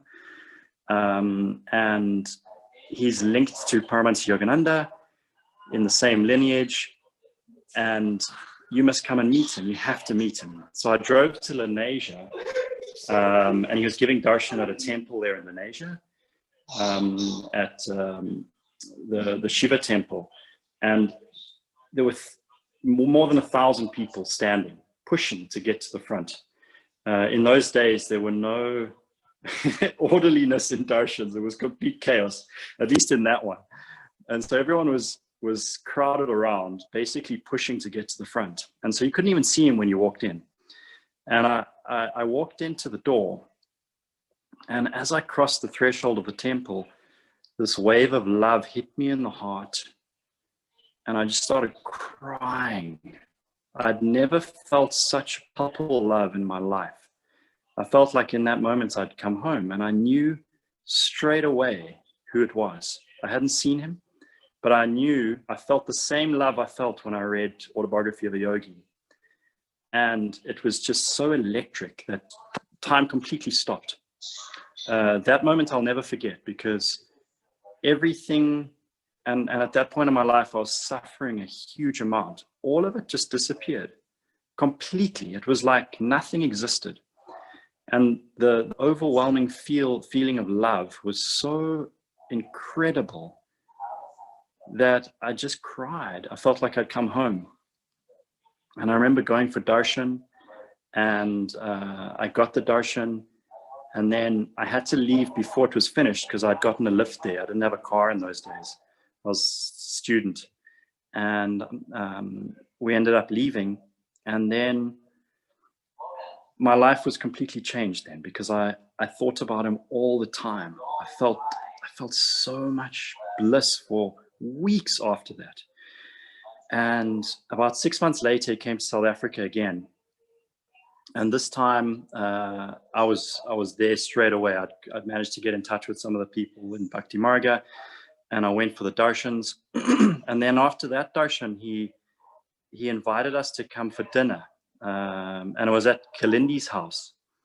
And so we went for dinner, myself and my friend Gus. And we just pitched up there, and people were like, who are these little kids? They just sort of walked in. And then when he saw us, he was so happy. He was smiling, and he said, come, come, come. And he took us to one of the rooms, and he gave us each an interview. And in that interview, he said to me that, you know, I've been with you your entire life, myself and Babaji. And he knew everything. He told me about things that had happened to me. And he said, when you'd almost died as a child, Babaji saved your life. And when I was 2 years old, I fell in a pool. My father was away, and my mother was taking my sister and I on an Easter egg hunt. And she went to go help my sister find something. And she came back and found me on the bottom of a pool, completely blue. And she pulled me out, and I wasn't breathing. I was completely blue. And she held me upside down and beat me, as you do. What else do you do in that situation? And then I came back to life, and I was perfect. And he knew about that. He was there. And it gave me such like it meant so much to me, because I'd been through such a painful time in my life, that to know that he had been there, and that there was someone that the divine is always there, you know, no matter what's happening. Even though we can't see him, he sees us, and he's there helping us and supporting us. And it just blew my mind. And then he manifested a pendant for me, which he said I had in my previous life, that had Shirdi Sai Baba on it.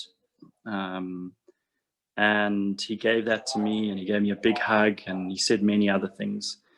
And it was just so sublime. I remember that night so clearly, because the feeling of love was so overwhelming and electric. Literally, I could not believe it. I could not believe what was happening, because I could not, like, it was like no one else existed. I could just feel this love surrounding me and holding me. And I don't think I've ever felt anything like it since, but I felt close to it. But I think he revealed such a deep experience, and that he shows you that it's worthwhile whatever's to come, because the end goal and what he's going to give us at the end is so sublime that everything else just pales into insignificance. And then I think it was on that trip or a bit later, he called me. I was at university, and he called me up and he said, I'm going to come to your university today. I was like, okay, wow, I didn't expect that. And he said, I'm going to be there in half an hour. I'm like, whoa, okay, I'm not going to class then for sure. And so he came to university and he was dressed casually, and he came and he met all my friends. And then he said to us, you guys like pizza? And we're like, of course we like pizza. We're university students. We don't have any money. We like everything. So he took us all out for pizza, and we spent the whole afternoon, and we laughed and we had pizza. And one of my idiot's friends ordered pizza with meat on it. And Guruji sees this pizza arrive and he says, you ordered meat? And this guy looks and he's like, oh shit, sorry, I didn't know I wasn't meant to do that. Because it was so, like, they didn't know who they were meeting. It was so amazing. And Guruji was like, don't worry, but don't do it again. Stop eating meat. And so we spent the whole afternoon with him. And then he went to, there was this church across the road from the University of Pretoria where I was, that had relics of many saints. And so we went there with him. It was just such an amazing experience. It was so, so beautiful. So that was one of the really nice early experiences I had with him. A little after that, some years later, I went to Mauritius. It was probably in 2008 or 2009, somewhere around there, and spent some amazing time with him in Mauritius. It was absolutely incredible. And towards the end of the trip, he manifested a ring for me that had Shiva and Parvati on it. And I was like, wow, this is so cool. I finally got a ring.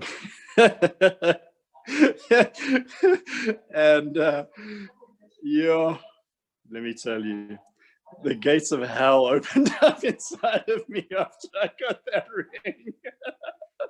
I was like, damn, can I send this thing back?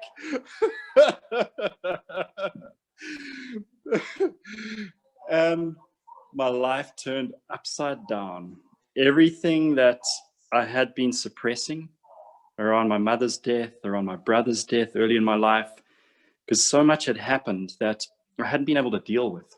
And it's probably not even from this lifetime, from so many lifetimes. We carry so much. It just started pouring out of me. And I had no way to express it. I was so incapable of expressing, because I think of what I'd been through. And so after about 6 months, he came back to South Africa and he saw me and he was like, yo, he could see I was really suffering. And he sent Swami Parantapa to come and live with me. And Swami Parantapa, like every single day, I would go to work. I'd be in agony all day long at work. And then at night, he would do this mental, emotional processing with me. It was hell. It was like I was in a mental asylum. It was so intense. I was in mental pain, physical pain, emotional pain. I cried almost continuously for 2 years. I used to cry at work. It was so crazy. People thought I was going nuts. But I was carrying so much that just had to come out. And it just burst. So he just burst that bubble that I'd suppressed. And it just came out and came out and came out. And eventually, after whatever needed to come out had come out, he came to South Africa. And when he arrived, I looked at him and I just started howling. And it was in public. And he saw me and he was like, no, wait, don't worry. I'll speak to you just now. We got to just try, because it was in a satsang. Because it's the first time I'd seen him. I walked in and just started howling. I was crying and crying and crying. And then he said, no, I'll speak to you afterwards. Don't worry. And then when we finished, he took me to his room. And I just broke down. I let everything rip. Whatever I was feeling, I think for the first time in my life, I just expressed it so honestly. Oh my God, I don't know how I did it. Honestly, it just poured out of me. And I just howled and I expressed everything.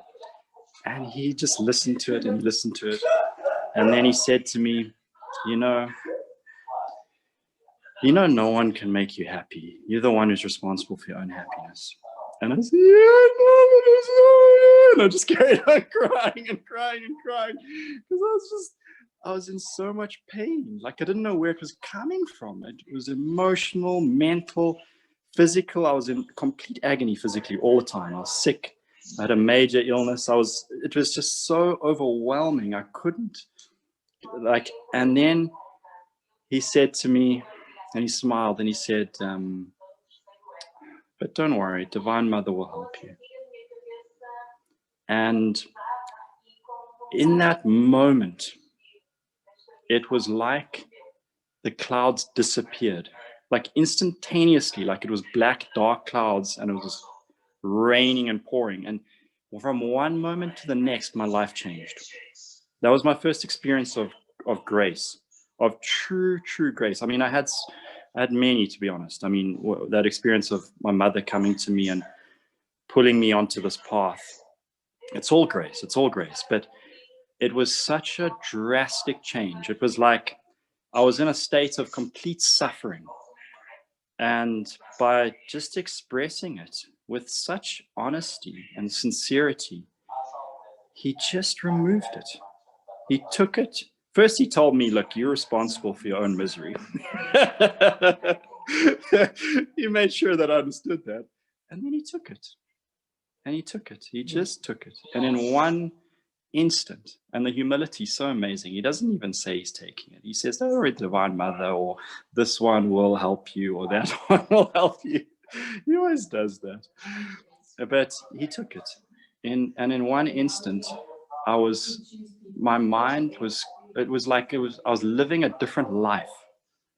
It was just so like the suffering ended, just like that, bam. And I couldn't believe that I wasn't in pain. Physically, mentally, emotionally, it was just gone. And then the next morning I was having a shower and I had a tiny little hole in the drain. And the ring that he manifested for me fell through this hole. And this hole was so small, it could only barely fit the ring.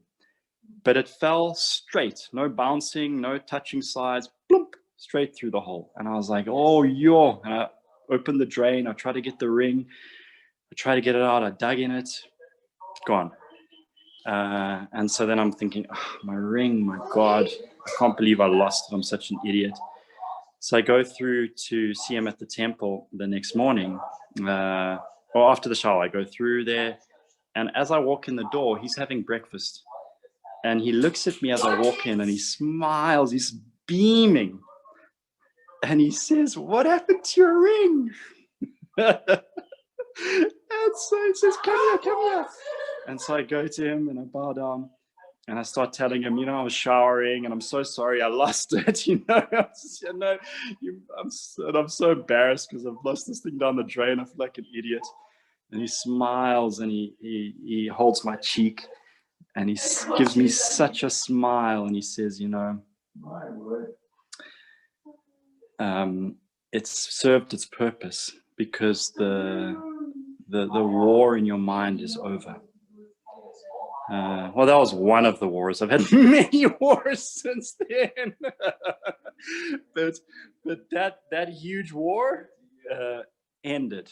And so the purpose of the ring was to bring up whatever needed to surface so that he could take it, so that he could end that war. But he made sure that I realized that I created that I wasn't miserable because of anyone else. I was miserable because of myself. But what grace is grace picks you up and it says to you, God's love is so all-encompassing. We make mistakes every moment of the day, continuously, because our minds are consumed by the ego identity. And he's so merciful for him, these mistakes are nothing, because the reality is all he sees.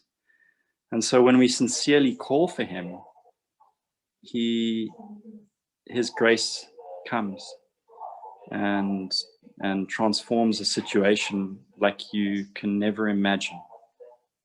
And so that was my first experience of really instantaneous grace and healing.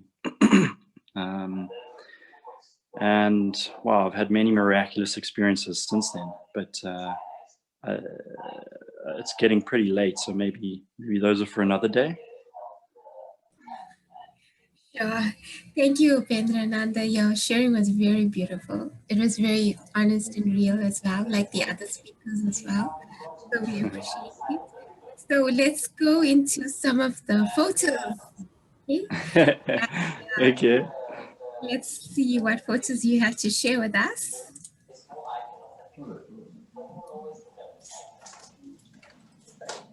So can you walk us through these photos? So the first one, I was in his kitchen in his house, washing dishes. When I'm there, I miss it so much. It feels like something changes in me. I feel like a housewife. It's so strange. As soon as I enter that house, I don't know what happens. It's the strangest thing. And so I just clean and I wash, and it's I love it. It's the best time I have in my life. Like I long for that experience again. And I'm busy washing the dishes, and he comes in and he gives me a big hug, and then he's pottering around, and he's full of joy all the time. And then I'm standing behind him, and he just starts falling back. You know those trust falls where you just fall, and he goes full, man, and I'm not expecting it. And suddenly I see he's falling, and I'm like, whoa, and I catch him, and then I'm holding him. And it was such an amazing feeling, because I can't describe the feeling. It was so incredible. And then he turns around afterwards, and he looks at me and he says, "You nearly dropped me." And I was like, yo, I got such a surprise.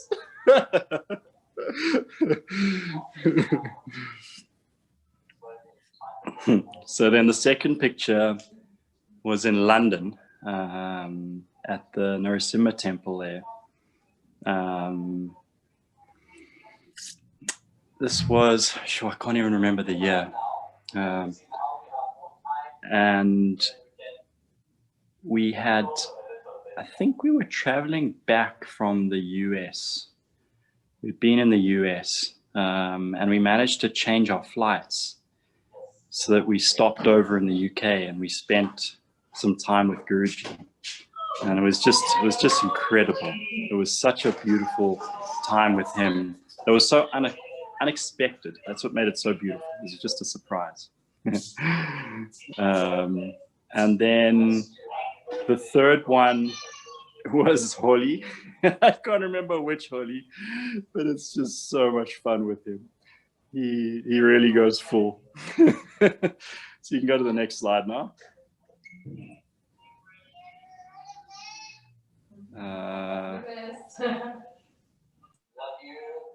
The fourth one was in Mauritius.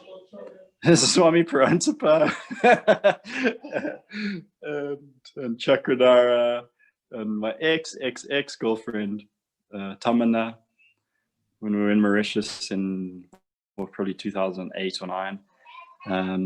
Then the fifth one was, I think, in 2010 or 11. This was a Sankirtan in Lenasia. And we were walking through the streets singing with Guruji. It was so amazing, so much fun. Then the sixth one was 2 years ago, when we were there in Germany, the one day he looked at myself and Paramahamsa, we were sitting there, and he said, I'm going to Switzerland tomorrow. You want to come with? We're like, yeah, of course.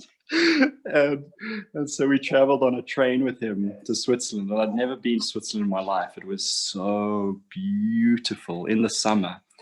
And we walked along this river, and it was just majestic. It was just the most amazing time.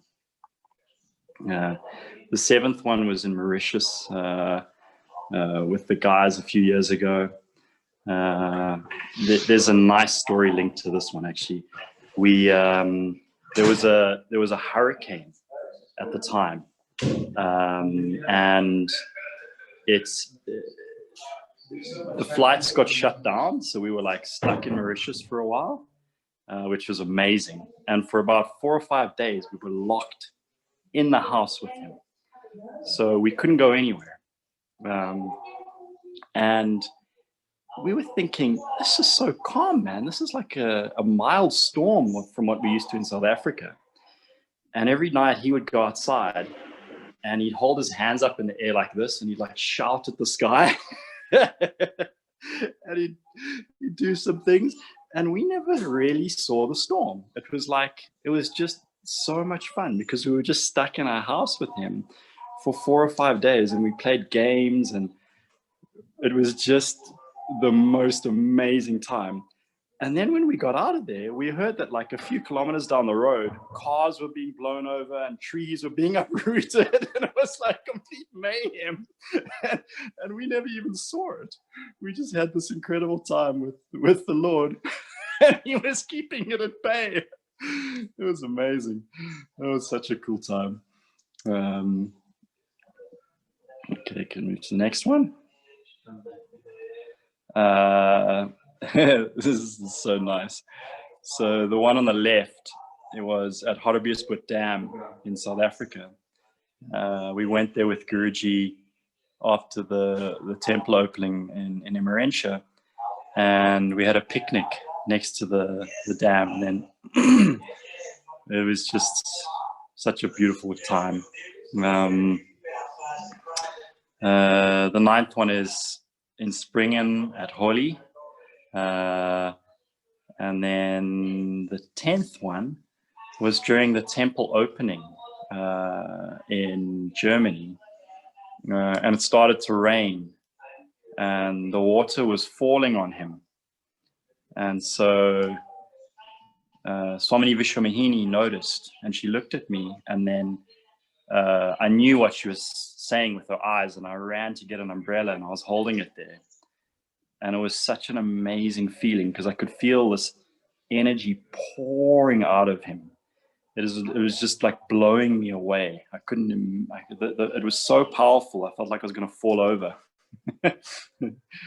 And then you can go move to the next one.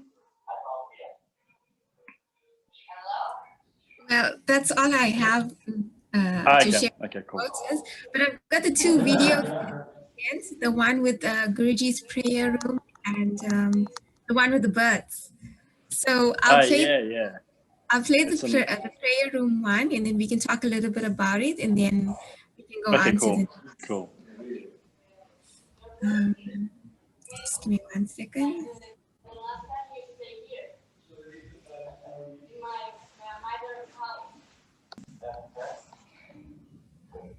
These are the deities which I bought myself. I will save the money. I will buy. He always says, go touch that. It's not only when I was 8 years old. They have if you probably what it is, they will laugh. It's mostly and normally they're just shiny, they're just like a silver color thing, which you know, that's what it is. Yeah, at the crown. These are all original. Those are all my deity privately, which were not this one. This one, no. This is new. This is new. This is not. This is my one. These are not original. But this Shirdi Sai is original. This I brought from Shirdi. Hanuman, these are my deities. This one was the deity in the temple. They brought here. This is the Shirdi Sai Baba, which the first one.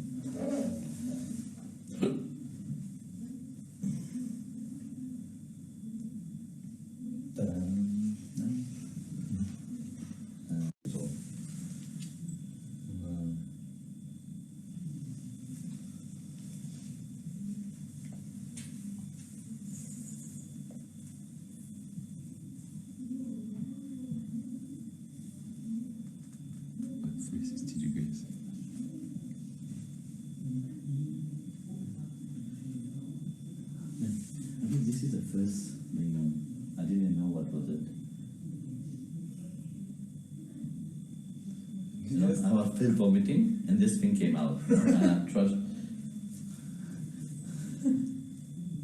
That's why it's so stolen.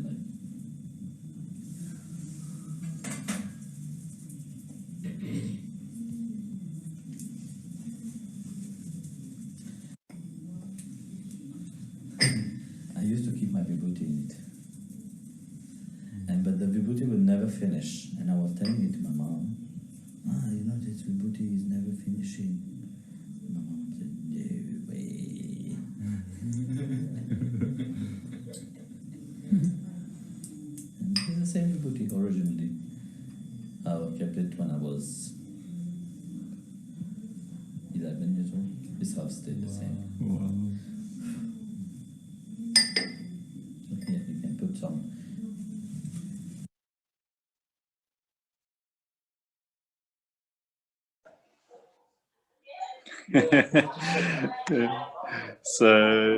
So I thought those were, I was looking through some of the videos I have, and there's so many, but this was one that I thought was really sweet to share because he took us on a tour of his room as a child in Mauritius.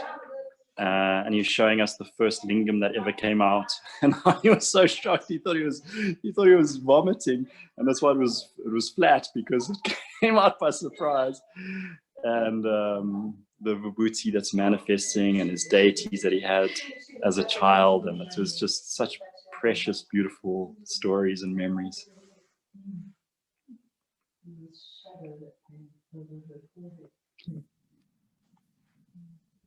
Il est mort?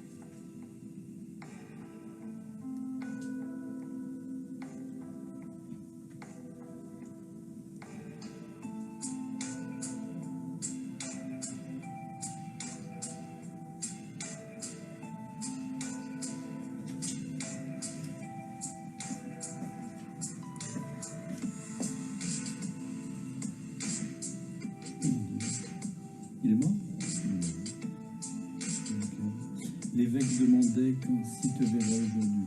Si, je dois préparer la relique pour lui. Ouais.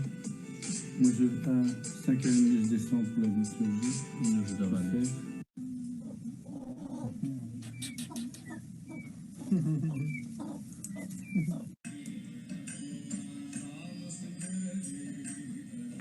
Hello? For the other one in the mouth. Sure. Yeah. Narayan, Narayan, Jai Jai, Narayan, Narayan, Narayan, Narayan, Jai Jai, Narayan, Narayan, Narayan, Narayan, Jai Jai, Narayan, Narayan, Narayan, Narayan, Jai Jai, Narayan, Narayan.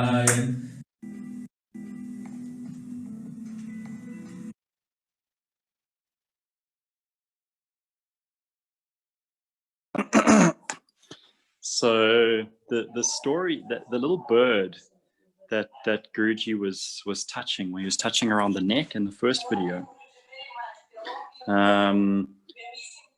we were busy preparing for his lunch, and all of a sudden this bird flew into the window. So he's got these glass windows in his dining room, or in his old dining room, and they flew in, and this bird flew in and passed out completely, broke its neck, and it was busy dying. And he said, quickly, fetch the bird, fetch the bird. And we ran and got the bird and brought it to him, and he started healing it, and he was blowing this breath onto it, going and rubbing the neck. And after about a minute or so, he said, okay, it'll be fine now. And he said, take it outside. We took it outside, and it sort of stumbled around a little bit. And then a few minutes later, it flew off. It's 100%. And just the sweetness, the compassion, how amazing. That bird flew into the window to get his attention and managed to get it. So it was such an amazing moment. And then the other one was when he's got lots and lots of peacocks in Springen, and they have a little hatchery where the babies are. And so he loves to go up and visit the babies and play with them and give them love. And that was just a sweet moment when he was playing with the babies. And the last ones were his new parrots. When I was there in December last year, over Christmas, he got some parrots, and these parrots took over his whole house. It was so sweet. He loved them. He was feeding them directly from his mouth. These parrots were getting Mahaprasad. I thought the devotees living in the ashram were going to eventually kill these parrots because they were getting all of the attention that normally they would get. And so just a nice, sweet story. And so that's it. Thank you, everyone. Jai Gurudev. Jai Gurudev. Thank you so much, Upendrananda. So now we're just going to disable the unmute function. And if any of our participants have a question for our speakers, they can let us know. You can put your camera on and you can ask them. So anybody in the meeting would like to ask our speakers anything, please indicate to us.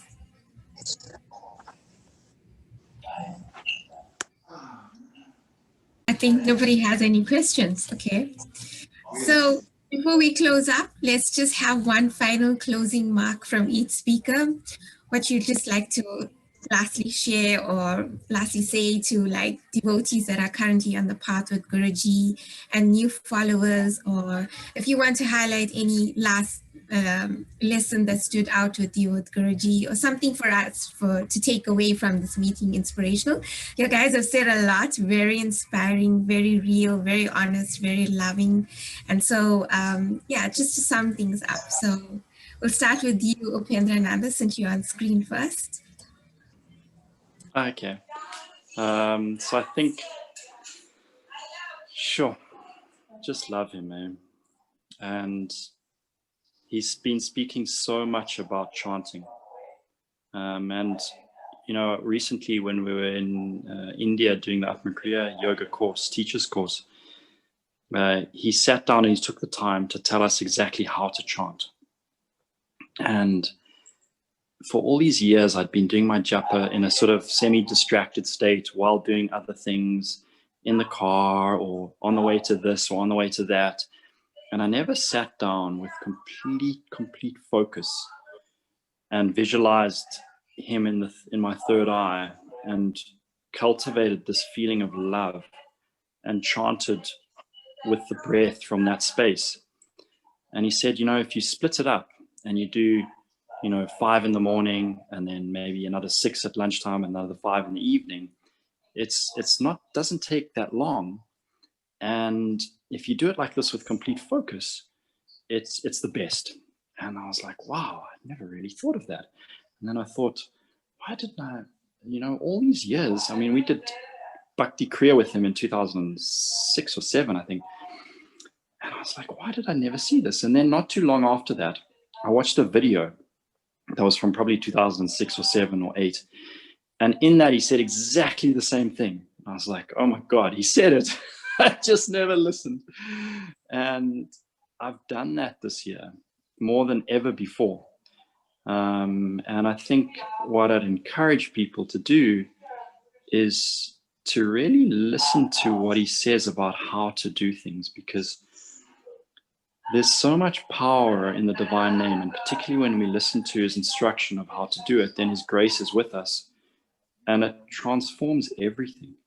It's changed my Abhishekam, it's changed everything. This just this little tweak has been so amazing for me.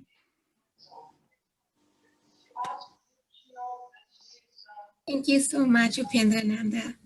Hiranmayi, any last closing comments you have to? Take your Dev. What can I say? The most important thing, I think, is to love him, to focus on loving him, and focus on loving the people around you. If you can't love the people around you, then there's no point in any of this. You know, like, then what are we doing here? If you are not able to love the people that you live with, if you're not able to love your Bhakti Marga family, if you're not able to get together as a community and really be together and help each other, then what's the point in any of this? Like, you can sit and you can do Atmakriya yoga and it's easy to, you can't fake it in this, especially after some time. You just can't fake it. So I'd say the most important thing is to, I don't know, drop all the shit, like all of the layers of shit, and be okay with being an idiot. And the more you're okay with that, the easier it is to get past that and to accept and love yourself the way that you are, and not try to be anybody else or think that you have to be something else. Like what Ryan was saying, for me, this is the biggest thing that I've had to learn. I've got so many ideas of how I should be, how I should look, what important is, what special is. So many ideas about how my life should have turned out in 20 years of knowing him, or whatever the hell that is. And apparently it should turn out exactly the way that I am now, you know, for better or for worse, or for good or for bad. This is it. And that's fine. That's the way that he wanted it. So, yeah, being okay with that.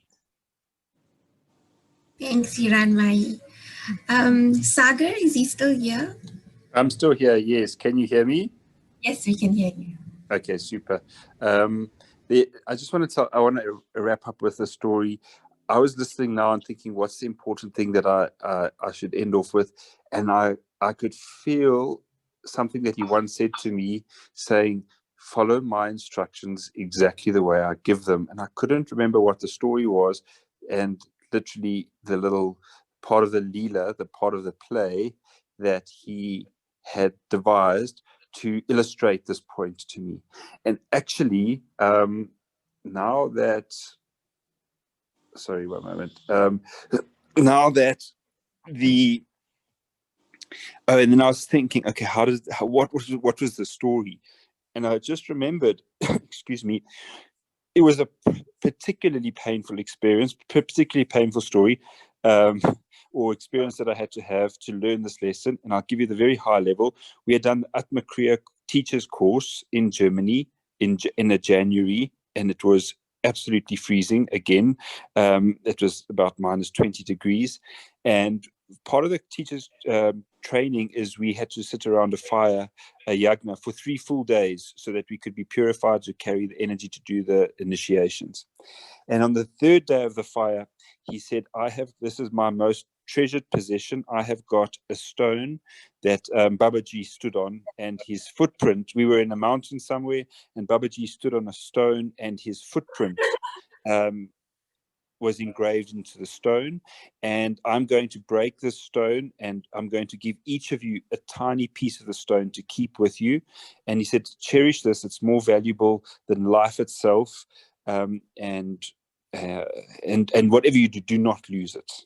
So luckily we got up and we were leaving. We'd been awake for days, no sleep, and we were leaving after the fire, after the big yagna, and going back to the room. And I left the hall, walked on the grass at the ashram out to the entrance at the dining room. And as I got to the top of the stairs of the dining room, they were serving hot cocoa, and the stone, I couldn't find the stone. It was gone. It was gone. And it was the size of a splint of wood. I did Pardon? I did the same thing. I lost the stone.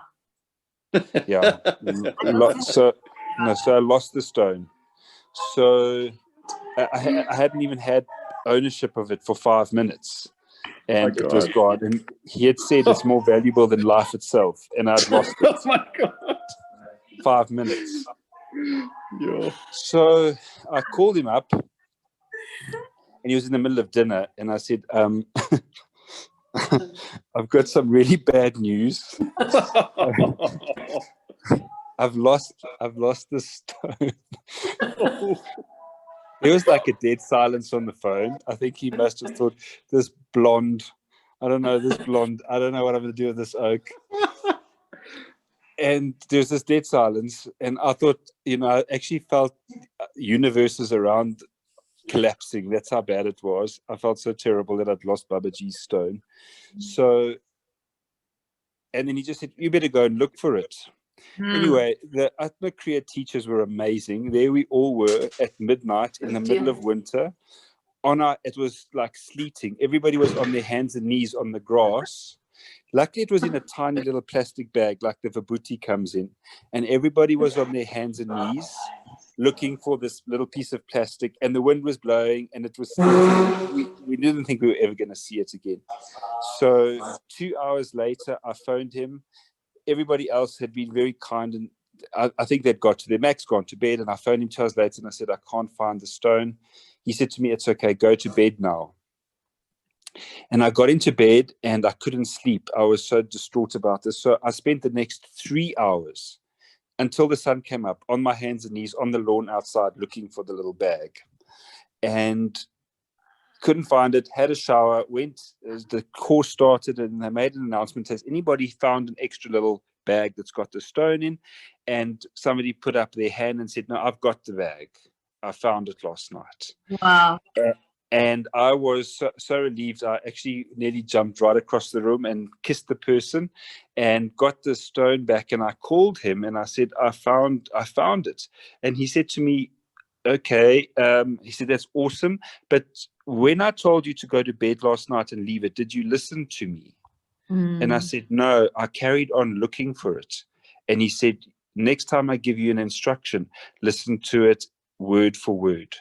And the lesson there was, he knew it had already been found. The whole thing was set up for me to be taught that if he says, go to bed now, he said, go to bed now, you'll find it in the morning.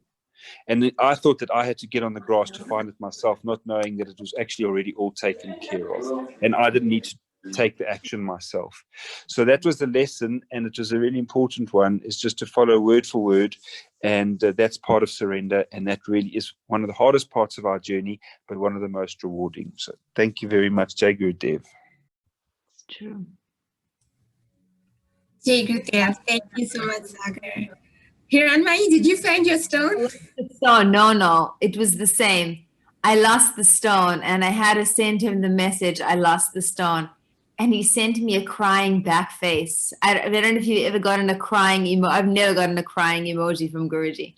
I was like, oh my God, that is the worst thing I've ever seen in my life. And he was like, go, look for it, find it, look harder. And then I sent him these pictures of like these specks, because mine was so tiny, like the speck of dust. And I'm like, is it the dust or is it the stone? I really don't know what the hell it is. And he was like, oh, Hiranmayi, why? And then he was like, oh, it's okay. Like, I'll give you another one.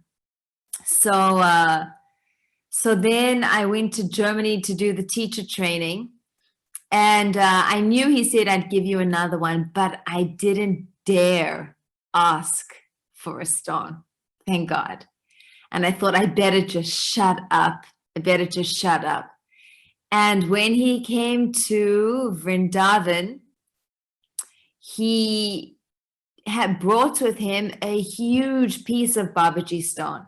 And then he took out a hammer and he beat it in the kitchen. And then he called, I just heard the Guruji's calling for me, and he gave me this big packet. So I finished up with Babaji stone, but massive. Like I've got like rocks of Babaji stone in my room. He left them all with me, actually. And probably because there's going to be lots of teachers here.